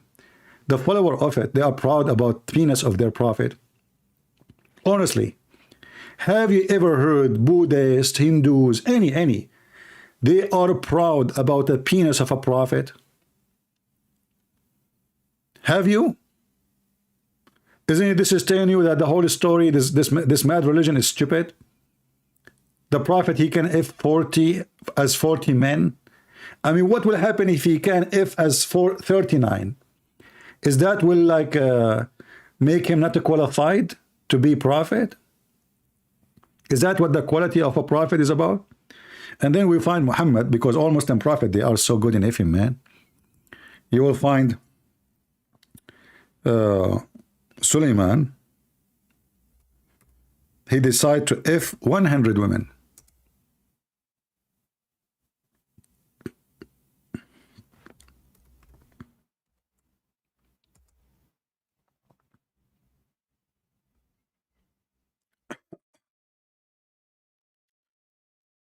We look for Suleiman if 100 women. Give me some water, man.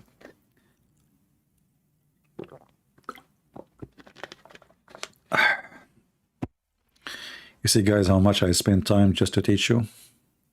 Every day, almost 5-6 hours. This is too much, isn't it? And here, this story isn't about effing, but here is something. That's why I decided to drink water, in case you not know. I don't know if you notice what's happening here. The Prophet, he said that there is a water, it's called the fountain of Hayat. What is called, brother? The fountain of Hayat. Brother, at the rock, there was a water spring called Al-Hayat. Hayat means the life. And none come in touch with it, water, but become alive. Ooh, I just touch it. I'm full of life. I'm so strong now. I was so tired. I just touched the water, brother. Al-Hayat. And now we know where the movie, the Pirate of the Caribbean story is coming from. The Fountain of Youth is a very old legend. Start even before this, the legend of Gilgamesh. Anyone remember the story of Gilgamesh? They go and they run to find the Fountain of Life, which is located in Qatar. Sorry, in Bahrain, close to Qatar, which does not exist. It's a fiction. So he go there to find the Fountain of Youth. And now this is Muhammad, the stupid Muhammad. He copy a legend and he make it a real story that Moses and his servant Yeshua, son of Nun, look, he's a son of Nun, which means the son of the whale. Brother, perfect name. Yeshua, the son of Nun. And they ride a whale. They took a whale with them here, it says. They took a whale with them and they put him in the basket. Have you ever heard of a whale can fit in a basket?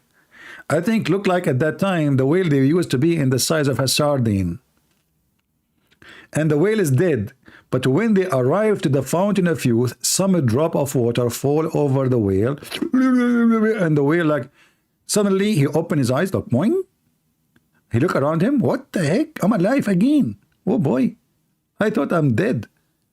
This is what happened when the water of life fell on you. And you know, the Prophet himself, the one we are talking about, is Al-Khadr. Why he is called Al-Khadr? Because he drank from the Fountain of Youth. And because he drank from the Fountain of Youth, he sweat from the water of the Fountain of Youth. So if he sat in any dry grass, under his ass the grass will turn green. This is why his name is Al-Khadr, which means green, because he drank from the Fountain of Youth. And here you notice that everything Muhammad he say, it is scientifically proven to be accurate, brother. You know, this is absolutely true. So spring of cold Al-Hayat, none come in touch with it but become alive. So some of the water of that spring fall over the fish. Oh boy. Brothers and sisters, please, please, please keep this water away from your mother-in-law if she die. Don't let it even get close to her. She died and now finally she's leaving. And now your wife, she will take 2 drops or 1 drop of the Fountain of Youth. And she drop it in the top of her. And your mother-in-law is back to life. Oh boy. Oh boy. Or finally your husband, who you don't like at all, he pass away. And then your mother-in-law, she bring that water and she made a drop of water in the top of his head. Oh boy. And be careful, don't put it in his mouth, because he will go back to the time of being infant. You know, don't do that. He will become so young. Unbelievable. Yeah, pizza. This is the Prophet Pizza, peace be upon him. And the stories is sahih. You know, look, this is Al-Bukhari. They cannot say this is da'if. This is sahih story. Authentic, authentic, brother. It is very authentic. This reminds me of the guy who called me from Indonesia. Christian Prince, answer my question. And I was saying to myself in my head, what the heck with that guy? Why he's talking like this? Christian Prince, please answer my question. And what else? Why you are not answering my question? You promised me to answer the question, Christian Prince. And I say, like, man, please, God, don't send me those people, you know. I'm going to jump from the Christian brains. Why you did not answer my question? Well, Jesus said us. He didn't say us, Christian brains. You know, this is what the Muslims are busy with. All those stories make sense for them. Jesus being God doesn't make sense. The fountain of youth, and then the whale, he come back to life, and then he go in the water, and behind him the ocean become like a tunnel. Look, what the heck? They were able to follow the trace of the whale in the ocean. Look, look, look, brother. The narrator added, so they come back, retracting their steps, and then they found in the sea the way of the fish looking like a tunnel. Laka, laka, laka.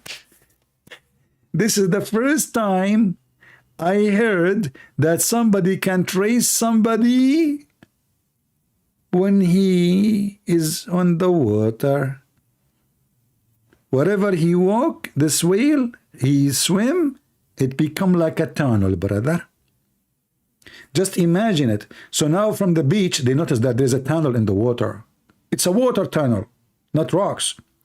And they go and walk in it. Moshe, brother Moshe, and the brother Yeshua ibn Nun. They keep going in the tunnel, keep going, keep going, keep going, keep going, keep going, keep going. Guys, come tomorrow because this is very far distance.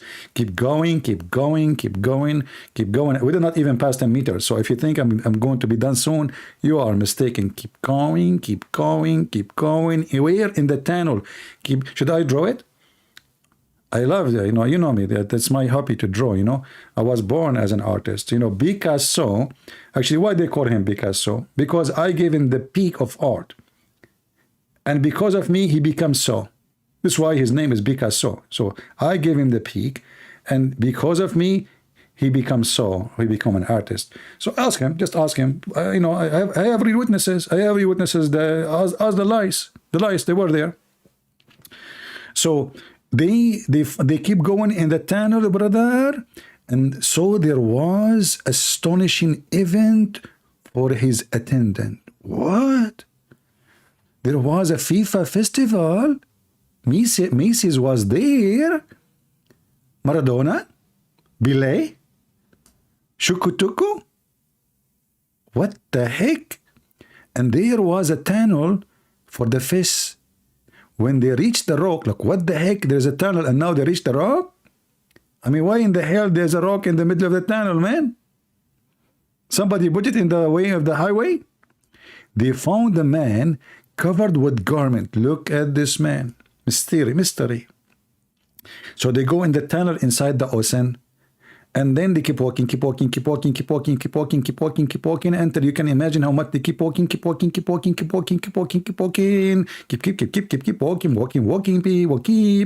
come tomorrow, walking, and then after you keep walking for like tens of hours, they arrive and they found a rock, and the guy sitting in the top of the rock, and he is covering himself by a garment. Moses greeted him. The man said, astonishingly, is there any such a greeting in your land? I mean, you met him in the middle of the ocean and you're asking about the land? What the heck? Moses said, I'm Moses. Look like at that time, Moses is very well known over the internet. Everybody knows Moses. You go to America, they know Moses. You go to Taiwan, they know Moses. You go to China, Moshe, okay, Moses, I'm Moses, man. And supposedly, come on, you don't know Moses. I am Moses, the man said.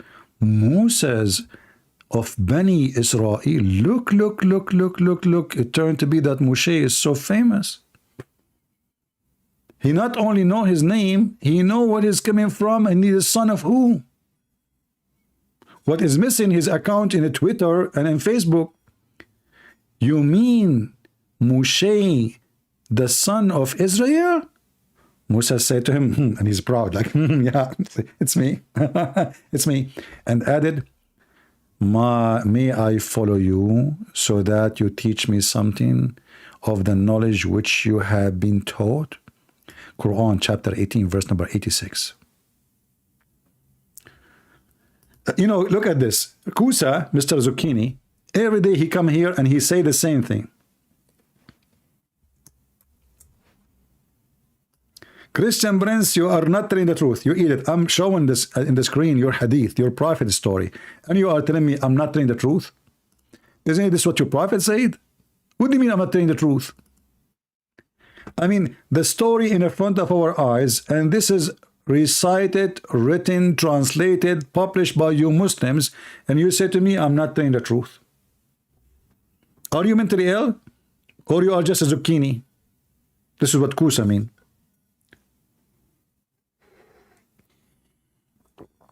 Are you serious?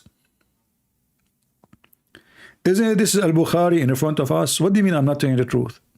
I'm just reading. It's in front of you. This is your Islamic website. And here we go. This is the link. I will give you the link just as a gift from me. I wish I can send you some zucchini, man. I mean, why you call yourself last name Zucchini? Are you from the cucumber land? Don't make me fry you. Or boil you. Zucchini. You are lying, Christian Prince. You are not telling the truth. Anyway, you know, by the way, this is why I never get old. I have the water of youth. But you know, I will tell you something happened which is very sad. I met a girl. She was so beautiful. And I told her my secret, that if she marry me, we can drink from the water of youth. I will give her some, and we will live together forever. But she was very greedy. She took too much water, and now she became a sperm. She went beyond the time of existence. Until now, her dad is not, he did not use that sperm. Still, it's in his testicles. I told her, be careful, you cannot drink too much water. I went to the kitchen, I came back. We are going to get married, brother. And she put 3 drops of water in her mouth. And I came back, I found the semen on the table. I looked for her all over. Where are you? Where you go? And then the semen spoke. Honey, sorry, I made a mistake. I drank 3 drops. And I said, what you did? What you did? And then I'm looking at her, and now she's a semen, and she is getting smaller and smaller and smaller. And then she said to me, I think I know where I'm going. I said, where? To my dead testicles. I said, okay, may Allah bless your testicle. When you come back, let me know. Okay, we get married. The fountain of youth, Abdul? Your prophet, he found the fountain of life? A water you drink from it. And by the way, according to Muhammad al-Khadr, he was alive in the time of Noah. He was alive in the time of Moses, Abraham. He was alive in the time of Jesus. He was alive, even he was in the funeral of Prophet Muhammad. He's alive until now because he drank from the fountain of youth, man. Are you kidding me? True story. You know? I mean, it's fun to be in the funeral of everybody.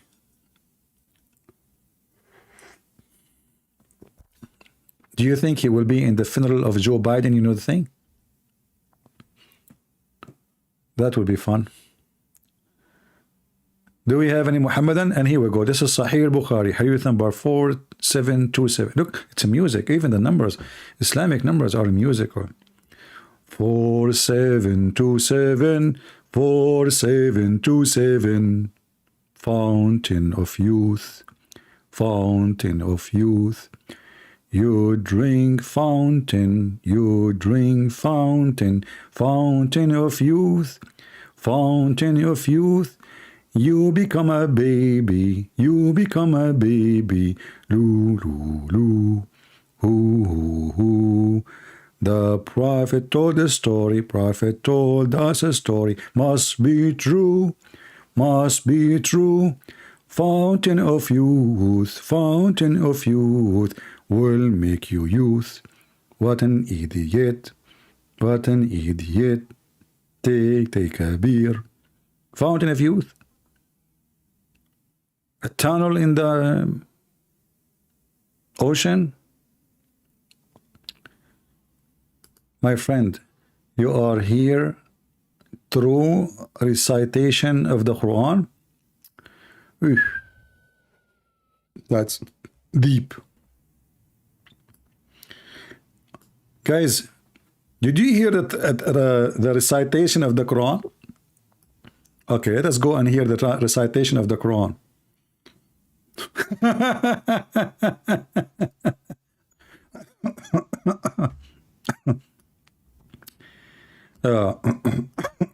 Which verse you want me to show you? The recitation. Let us go to this one. This one is short. O Prophet, say to this believer, I don't worship what you worship, nor do you worship what I worship, and I will never worship what you worship, and you will not do worship what I worship, for I do not do worship what you worship, and you will not do worship I will worship, and I will never ever do worship what you worship, because you have your religion, I have mine. Wisdom. The holy chapter is I don't worship what you worship, and he kept repeating himself. Did you hear the recitation? If I change one word in this chapter, people would die laughing. Let us change the word worshipped to eat. O Prophet, tell the disbeliever, I eat not what you eat, and you will not eat what I eat, and I will never do eat what you eat, and you will never do eat what I eat, and I will never do eat what you eat, because you don't eat what you eat, and I will never eat what you eat. You have your food, I have mine. That's deep. That is seriously deep. I eat not what you eat. And later we find that he said to them, you will never worship what I worship. And later they became Muslims. Which means this chapter alone is enough to prove to Muhammad as a fraud. Because he prophesied that nor you will ever worship what I worship. Ever. And later all of them became Muslims. You eat hummus, I eat mine. You have your hummus, I have mine, brother. Do you see it? False prophecy. Who is here for the first time? Are you here for the first time? If you are here for the first time, I feel sorry for you. Let us make a serious prayer that your first time will be your last time. Don't come here again. Warning, warning. Don't forget to subscribe and then unsubscribe, because Allah will give you blessing. If you do subscribe to someone evil and unsubscribe for him, Allah will reward you double. So by subscribing once, Allah will take one deed from you. But by unsubscribing, Allah will double your deed, which means you are a winner anyway. So please keep Muslims, subscribe and subscribe, subscribe. By the end of the day, your bank account will be full of good deeds. Genius, Muhammad. You know, I mean, this is really genius. Allah will double your deed when you don't subscribe, when you unsubscribe from Christian Prince. What the heck? Any Muslim can tell us how the Prophet, he predicted that they will never worship what he worship, and later all of them become Muslims? Huh? Hello? Hello? It's me you're looking for. My family are Muslims, and you are saying we are stupid. My friend, you are need to be respectful. Hello? Mr. Kusa is asking for respect. And don't forget to mention the rest. Your Quran call us animals and monkeys. Hello? So you stupid idiot, you call Christians and Jews pigs, monkeys, kuffar, infidel, worth of the animals, and then you are asking me to speak about Islam in respect. Muslims, people of respect, brother. A lot of respect. The Prophet, as an example, if he decide to respect you, he kill you, he take your wife, he rape her.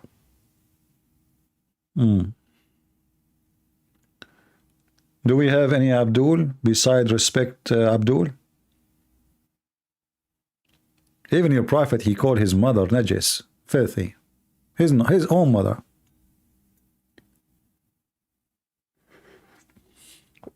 If I am you, I will change my name. I mean, why you are causing yourself Kusa, man? Imagine the police, they stop you and you say to you, who are you? He says, Mr. Kusa. The one does not believe in Lord, he is a fool. You just said to me you should be respectful and you are calling me a fool. I mean, look at those people, guys, look at this. The one who don't believe in the Lord, he's a fool. But he was asking me, please be respectful. So if a Muslim, he call us fool, kuffar, pagans, filthy, it's okay. But the one who believe in the fountain of youth is not a fool. Hey, Mr. Kusa, looking at your picture, you look so young. Be honest with me. Did you drink from the fountain of youth? Brother, I don't want to zoom too much. I'm getting dizzy. What is that?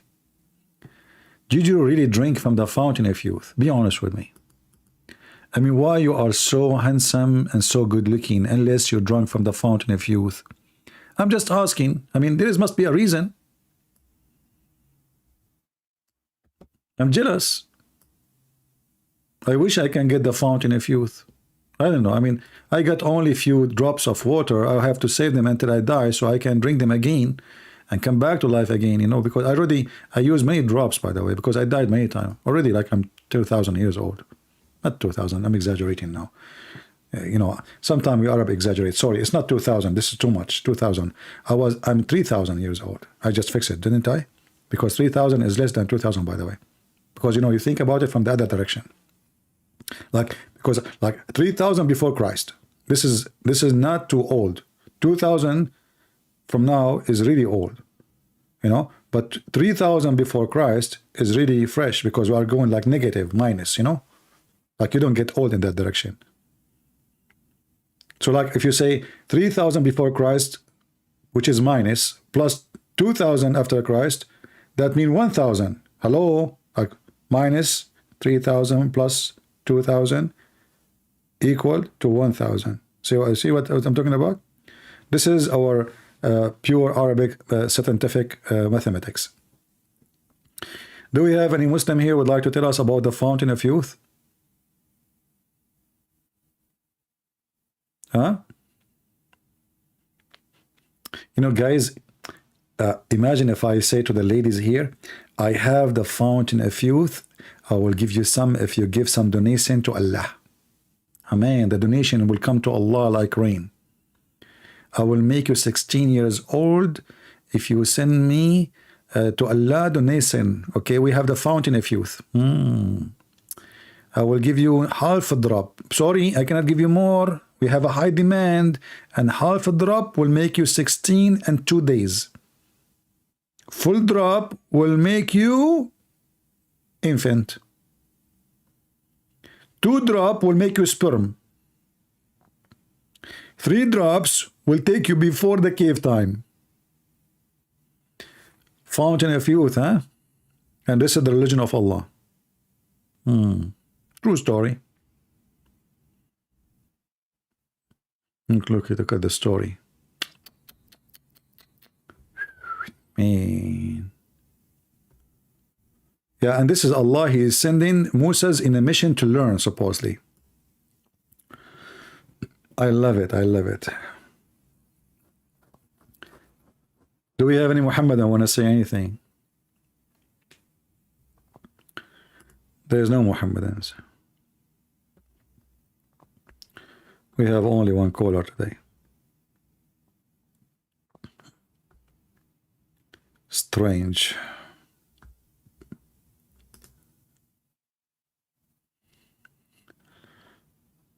How are you, Indonesia? This guy, he think I'm Indonesian. No, I'm not Indonesian, man.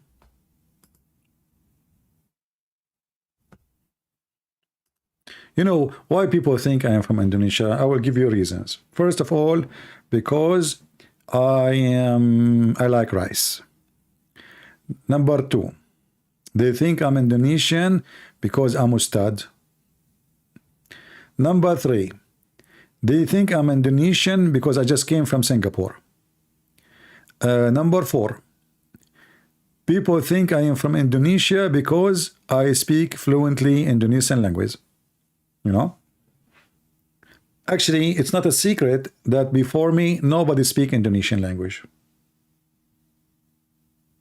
You know, and the reason I forgot some of it, because I drank the fountain of youth, and you remember, when you drunk from it, you get younger, right? So you lose some of the memory you learned during the time of aging, you know?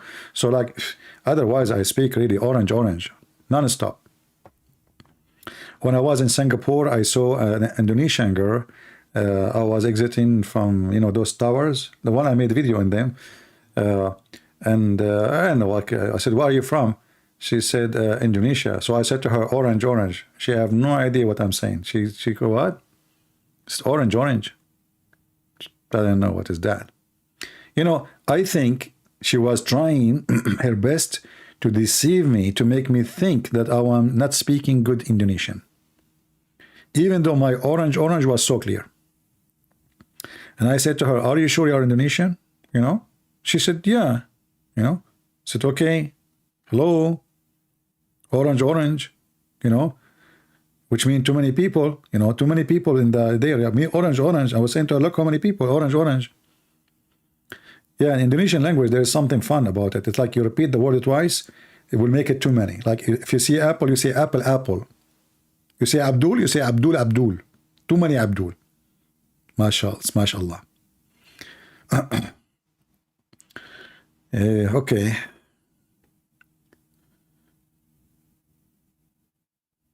Orange. Yeah, plural. Like, you know, you see Lisa, if you go to Indonesia and you see Lisa, you say Lisa, this means too many Lisa. I'm just telling you the easy way to learn the language, you know. Go there, like Lisa. Like, actually, when I was in Indonesia, which is not go, I never go there, but I mean, I went there. The guy, he asked me for 10, what the currency there? I forgot, you know. It's not $1, I forgot, I don't know. I think it's called like, not orange, lemon, the currency. So the guy, he said to me, you have to pay 10 lemon, not orange. So I have only 1 lemon. So I said to him, lemon, and I gave him 1. He accepted that as many lemon. And it was like my bill was paid, you know. You don't need to give him that. Just tell them lemon, they will accept it that this is a lot. You use ruby? I forgot, man. I forgot, because, you know, when I was in Indonesia, in the city of Mumbai, in Indonesia, I put my hand in my pocket to get some dollars, and then some water from the fountain, if you have to drop on them, and they transform into rubies. And then I thought I have enough money, but, you know, rubies are not, you know, the value is nothing, you know. So like I said to myself, oh Allah, I am now in Indonesia, in the city of Mumbai, you know, in Indonesia. How I'm going to eat now, you know? And then when I, like, you know, suddenly a white angel, he appeared in front of me, and he, you know, told me you know, like, go there, you know, like he was pointing, not his finger, something else, go there. So I followed there, you know, and I went to that place, and I found like a free place where they give you food and shelter and everything. And I went there, and, you know, I start eating, and it says free to enter, free entry, you know, in English. But when I try to get out, it says pay here. It turned to be, it's a free entry, but it's not a free to leave, man. I mean, and then I said, what the heck? You know, the angel, he appeared to me. He said, free, like, to go there. And I saw it says a free entry, you know. And then why, when I go leave, I have to pay. And then I spend in the city of Mumbai in Indonesia, you know, washing dishes. Alhamdulillah. And then after I finish washing all the dishes, and man, in Indonesia, there's a lot of dishes. Imagine there's 200 million, they are eating using dishes. This restaurant I'm talking about, it was serving 200 million Indonesians, all of them in Mumbai, which in Indonesia, which is in the middle of Singapore, you know. So anyway, after, you know, washing dishes, the police of Indonesia in Mumbai, in you know, Casablanca, they said, okay, you can go, you are free, you know. And then, because now I became free, I said, thank you Allah, I'm not going to go to Indonesia no more. And since then, I don't live in Indonesia. I decided to move to Java, you know, which is in India, you know, and then I said, you know what, I will go to nice desert land. I like to live in the desert. And I asked them, what is the desert? They said to me, go to a city called Bali. In Italian, they call it Bilaloo. Bilaloo, Bali, So I said, Bali, okay, Bali. And so I called my cousin Anthony, hey, Tony, let us go to Bali, and we went to Bali and we opened a pizza restaurant. And there we start our business to announce ourselves as a prophet of Allah. My cousin Anthony, his name now is Khalid ibn al-Walid, the companion of Allah Messenger. And he is a very well-known ustad in Indonesia. Big money, a lot of money. $10,000 each time he make a speech. Free pizza, free hotel, free hummus. All of this in Bali, brother. And then, I said, okay, my cousin is doing successful business. Let me start a business myself. So I changed, because, Thailand is very close. And then I said to myself, I think I have to do something, those people in Indonesia, they know how my voice is. So I need to change that. And even I don't want to even make them to think I am not from there. So, I decided to change how I look like, So I made a plastic surgery in Thailand, peace be upon Thailand people. And then I came to, Indonesia, and then right now my name is Ustad Dr. Abdi Haidat. And I dress like, Abdi Haidat, I dress like, people there. And thank you, Allah, money is coming like rain. Literally. Money, donation, women, brother. Beautiful. I like working as Ustad in Indonesia. Oh boy, I love it. Do we have any Muslim have any objection of the true story I just said? Which I have no witness of it? Anyone? The funny is that the Muslim, they ask for 4 witnesses for fornication. But for the stories about God, they do not ask Muhammad for 1 witness. A stupid fornication, we need 4 witnesses, and they have to see the penis going in and out. And you tell me how in the world you can find 4 witnesses seeing the penis going in and out. They are going, hello, please, can you, hold on, don't move. Yes, stay there, okay. Please move your legs, I cannot see, man. What are you doing? We need to see it. How in the world you can see, how you can get 4 witnesses of a guy doing boom, boom, and they have to see the thing going in and out. At the same time, Muhammad, he go up to heaven. Muhammad, he speak to the angels. Muhammad, he receive Quran. Muhammad, he fly in the top of a donkey. Not a single witness. Any Muhammadan? So for stupid sex, we need 4 witnesses, and we need to see the thing getting in and out. And for a prophet going to heaven, there's no witnesses. Not even half.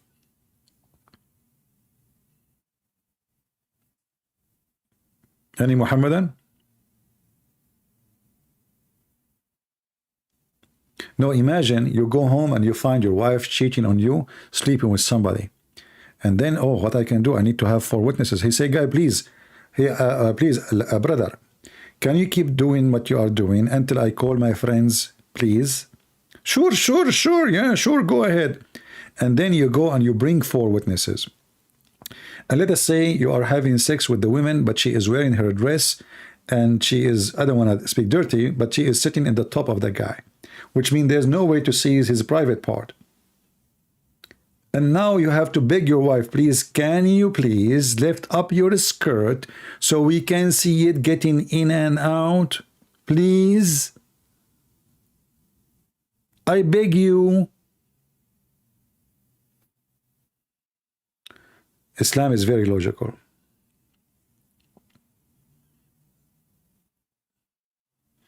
Even Muhammad, he warned the Muslims before, if you are coming back from a traveling, go and send a messenger to your wife to warn her that you are coming. Warn her. You know what is that?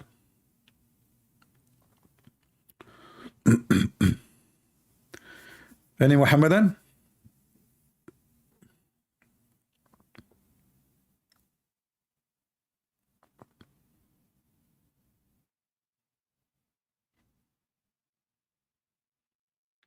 Nobody. All right, I think we have enough for today. I hope you guys enjoy. As you notice, my voice is getting ugly. You know, should I sing for you before I leave? You found your wife cheating on you. You need to find for witness to help you.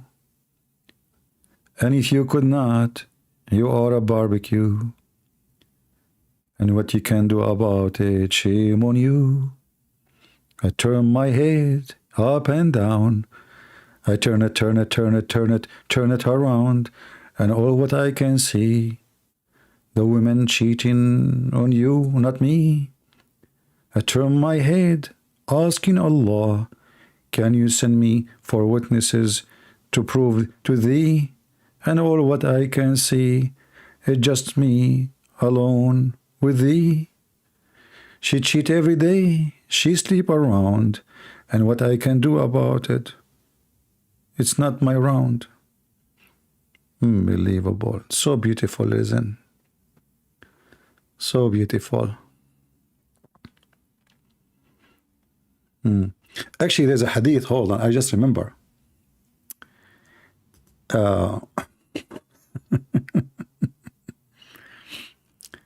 When Muhammad he made the hadith about the Quran about 4 witnesses. Man, I don't remember the hadith. I remember the story, but I'm trying to remember because this is how I find the hadith fast. I need to remember the whole line. What the guy said. So anyway, the guy, he came home and he found his wife doing boom boom with someone else. And he was a very close person to Muhammad. And Muhammad, he came with this verses in the Quran that you need to have 4 witnesses. Hold on, let's see. Hadith.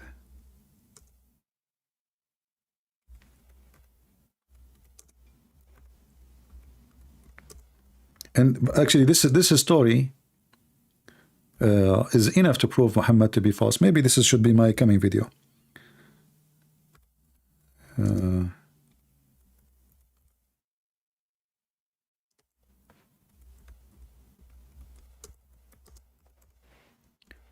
Let us see.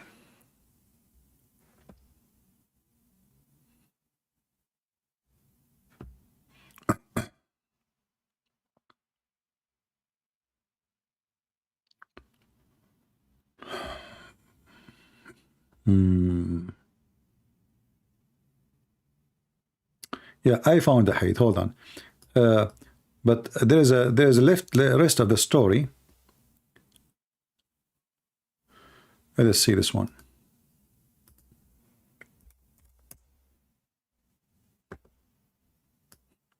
Guys, read with me. I'm not making things up. It's not me saying I should ask him to wait so I can bring 4 witnesses. You see, you were laughing, right? You were laughing that I said, please, like you go inside the house, you find your wife doing boom boom with a stranger, right? And then I said, please, you ask him, please, can you wait until I... This is what happened. The guy, he asked the messenger of Allah, saying, if I find my wife with a man, should I wait until I bring 4 witnesses? The translation is a lie. In Arabic it says, أَأُمْهِلُهُ حَتَّى آتِي بِأَرْبَعَةِ شُهُودٍ. Should I ask him to wait until I find 4 witnesses? This is the same hadith, different translation. Read with me. Abu Hurairah, he said, la, la, la, la, la, la, la. What do you think if I find a man with my wife? Shall I grant him respite? read. This is not my translation. Shall I grant him a respite until I bring 4 witnesses? The Prophet said, yes. Yes, brother, yes. Yes, give him some time. Sure. Close the door, brother. When you are leaving, don't forget to turn the air condition on or the fan, brother. They are hot. And then go and find 4 witnesses. Don't scream and make a scandal and blah, blah, blah, blah. No. Just let them continue. Yes, grant him some time, grant him, and go and find 4 witnesses, brother.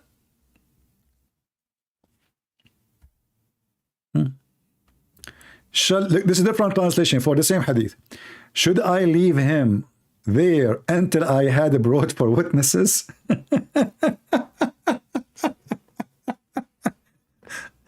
This is hilarious, honestly.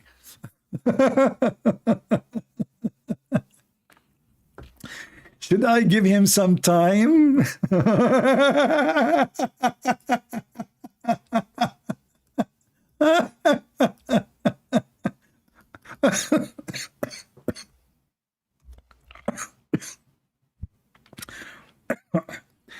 I'm going to die one day laughing here. Brother, you open the door, your wife, her legs is up, and the guy doing boom boom. Assalamu alaikum, brother. What are you doing, brother, here? Oh, as you see, I'm just doing things with your wife. Okay, brother, please don't go. Please, just stay here. I need to go and fight for witnesses, okay? Sure.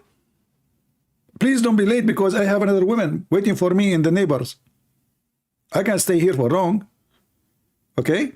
And now the Abdul, he go and he try to find 4 witnesses.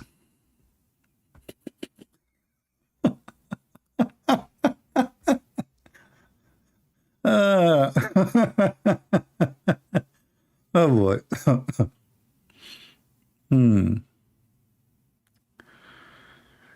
Oh boy. What a stupid religion. I mean, you have to be a pervert to accept such a cult, man. Literally a pervert. Yeah. Anyway, guys, I have to go and find 4 witnesses. Sorry, I can't stay longer. I saw in the other day very shameful act in my yard. I saw a male cat chasing a female cat. And guess what? I could not prove fornication because I could not get 4 cats to witness the fornication act, brother. Because you have to bring witnesses from the same kind. You cannot bring 4 men. You have to bring 4 cats. You know? So what I did, I heard that there is a singer's band. It's called the 4 Cats. I called them. Because this is the only cats I know they speak my language.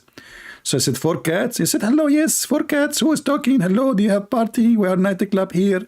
I said, okay, 4 cats. I have a male cat in action as we speak in my yard. He is having boom boom with a female cat and she is unknown. To be honest with you, I tried to take fingerprint, any kind of identification, there's nothing. However, there's a pimple under her tail, and this is like maybe I don't know, like it's a birth stamp or something. So if you have details, if you can send your team, please here, because we need 4 cats to witness the fornication act, so we can take them to Sharia law. And now you might think I'm joking. The Muhammadan, they claim that monkeys are Muslims and they follow Sharia. Once a female monkey, she cheated her beautiful chimpanzee husband. And imagine how evil this woman is. I mean, this monkey wife.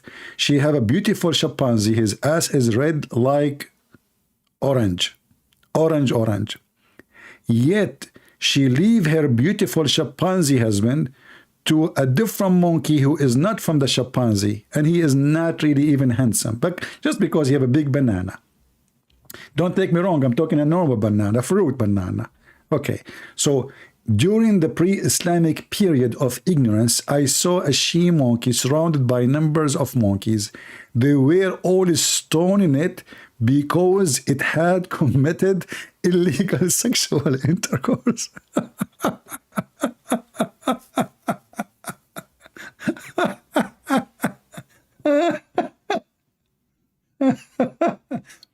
And if you read the whole story, by the way, the story is even more hilarious. The female monkey, she was sleeping over the arm of her beautiful, handsome husband. The guy, he just ate like 100 coconut, you know? And then she saw the other male monkey. He's so good, man. She could not resist the temptation. So her husband is sleeping over her arm, so she would draw her arm slowly, slowly, slowly. And then she moved behind the tree and she did boom, boom with that monkey. However, when she came back, she made a mistake. Anyone knows what the mistake? Anyone knows what is the mistake? You remember, in English it's called mistake, not misgive. And here is the solution. Mistake, not misgive. So when she went there, she took what from the guy who she slept with? Sperm. That is the mistake. When she came back to her husband, Mr. Chimpanzee, he is sleeping, yes, but his nose is not, my friend. He started sniffing. And then he sniffed sperm. And his sperm sounds like zucchini, kusa, you know, not like his sperm. I mean, sperm, the husband's sperm is a coconut because he just ate coconut, you know, because the sperm smell change, depend what you are eating. If you eat garlic, it smell garlic. If you eat zucchini, it smell zucchini. Very simple method, brother. Isn't it the Muslim, they say you are what you eat. When you eat pork, you became a pork. So, brother, he started sniffing the female, the private part. And he went crazy and he started screaming takbir, takbir, but in the language of the monkeys, as you know. You understand the thing. So then, brother, you know, the monkeys came from every direction. They made Sharia law and they found her guilty and they start stoning her. Alhamdulillah. And now this monkey, she paid the crime for her crime. But hey, Muslims, how come this monkey, she was not required to have 4 witnesses for fornication? It's just a question. I mean, she is a Muslim, obviously. Why they don't have 4 fornication witnesses? And yet you stone her?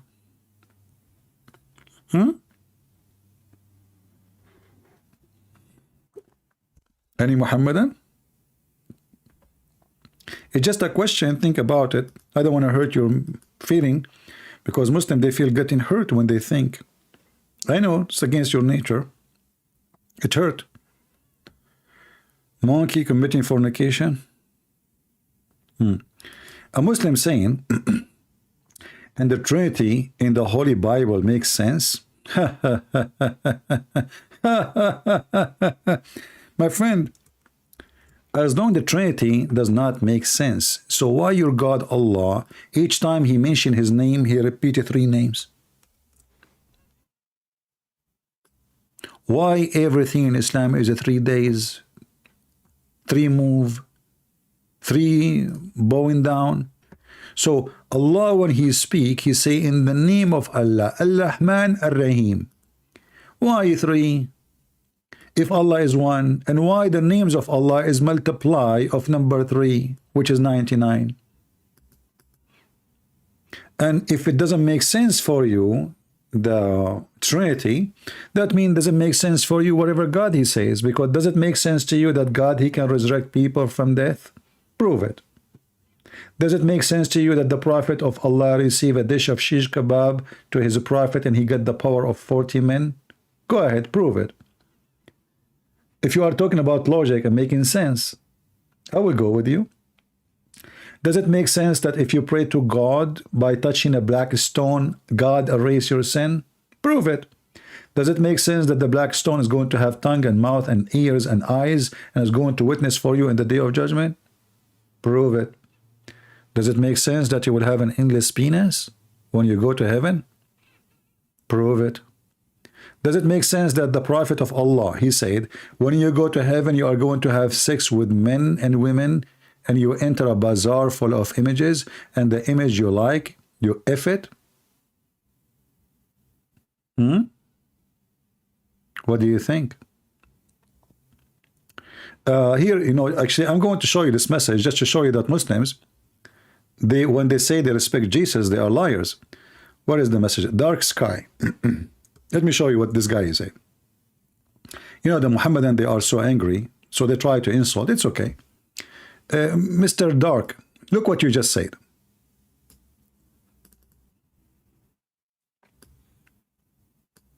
Your Jesus was legit gay, legit wanted a license to get married to another man. Is there not one responsible man among you? Is that make sense, dude? Well, my friend, thank you for saying what you're saying. I challenge you to prove it. However, I can prove to you that your prophet was a legit gay. And I challenge you to say the same about Jesus. In fact, the Quran in chapter 19, verse number 19 says Jesus is holy. This is your Quran. So from my side, I have a proof that Jesus is a holy person and he is pure. Your Quran says that Muhammad is impure and he is sinner. So you are going against your book and you are accusing Jesus with something against your book. Good for you. You are a Muslim. You are insulting Allah. However, let us see what your prophet did, if he is a gay or not. You are the one who mentioned it. Don't cry. If a man, he is kissing a man and both are getting naked, what does that mean? You tell me. This is your prophet exchanging hugs and kisses, and both of them, they are topless, and the guy, he turned his back and he was rubbing his back naked on the chest of the prophet, and then he started kissing your prophet down his stomach, and he said, "Oh prophet, this is what I want, please don't stop, please." Do you see it? It's in front of you. Your prophet, even he took off his t-shirt so he can be naked, so the man, he can embrace him. The man, he said to him, "Oh prophet, this is not fair. This is not fair. I am not wearing a t-shirt, but you are wearing a t-shirt, prophet, but I am not." The prophet, he raised his shirt and the man embraced him and began to kiss his side. Then he said, "This is what I wanted, O Messenger of Allah." Are you there, Mr. Gay? And this is Sahih. Now go ahead and show me Jesus kissing men, kissing the belly of men. Go ahead. You are the one who mentioned it. This is your prophet's story. This is not my story. This is Sahih. And this is the reference. Here we go. Do you see it? So you try to insult Jesus. No problem. Doesn't make us angry. You know, you will pay the price. The Lord is watching. And your Quran says that Jesus is holy. And this is your prophet. Is that a behavior of a man who is a prophet of God? Not to forget that your prophet, he says, "I never received Quran except in the clothing of Aisha."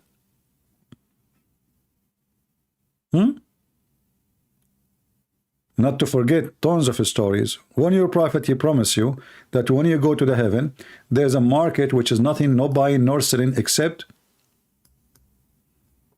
pictures and images of women and men.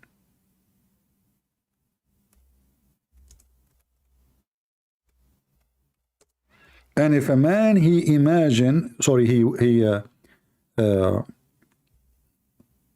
like an image of a man or a woman, he enter it and he have sex with it. What is the images? Images of men and women. And let us show you the reference. You see, the Muslims, when they try and they come here, always Muslim, you are allowed to insult as much as you want, but you will receive consequences with the proofs and reference. What you say about Jesus is invalid. You cannot prove anything of what you say, and this is even against your own belief. But because you are a hypocrite like your prophet, here we go. The Messenger of Allah, he said, in paradise there's a market which nothing brought or sold except images of men and women. So the images of what?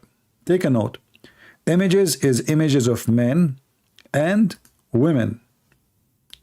Right? Images are images of men and women. Who is the customer? If a man like an image, he will enter into it, and then he do boom boom. So who is the homosexual according to Islam? Read it. All of you. In the heaven, there's images of men and women, and the customers are men. If a man, he didn't say if a man or a woman, she like an image, she interested, she have sex with it. No. If a man, he saw an image, in Arabic it says, اشتهى الرجل صورة. If he have a lust, a sexual desire for an image, he enter it. And then right away he is speaking about Hurul Ain. So who is the one who is promising homosexuality even in heaven? It's your religion. See, my friend, I feel sorry for you. You wanted to insult Jesus. We gave you a shower which you cannot handle. Let me summarize what I am saying to you. Santa Claus is real. Allah is not. Did you get it? Santa Claus is real. Allah and Muhammad is not.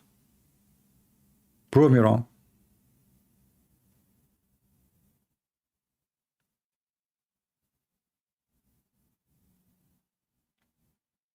Muslims, because they are so angry, they try to insult.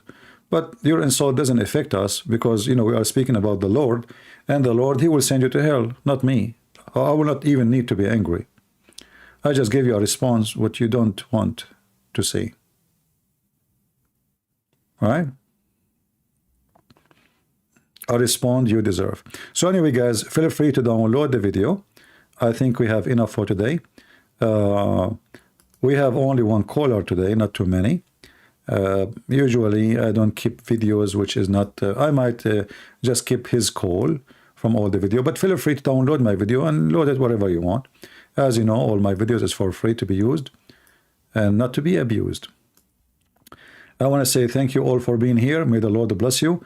And if you are going to load my videos, you can make this video short by cutting the part refuting Sabeel Ahmed about corrupting the Bible. You can make it 5 minutes if you want. That will make it easier for people to watch instead of watching long video. All right? So I want to say thank you. May the Lord bless you. And until I see you again, Christ is Lord. Muhammad is a fraud. And if your wife is cheating on you, you better have 4 friends 24 hours living in your house so you can prove it. Take care.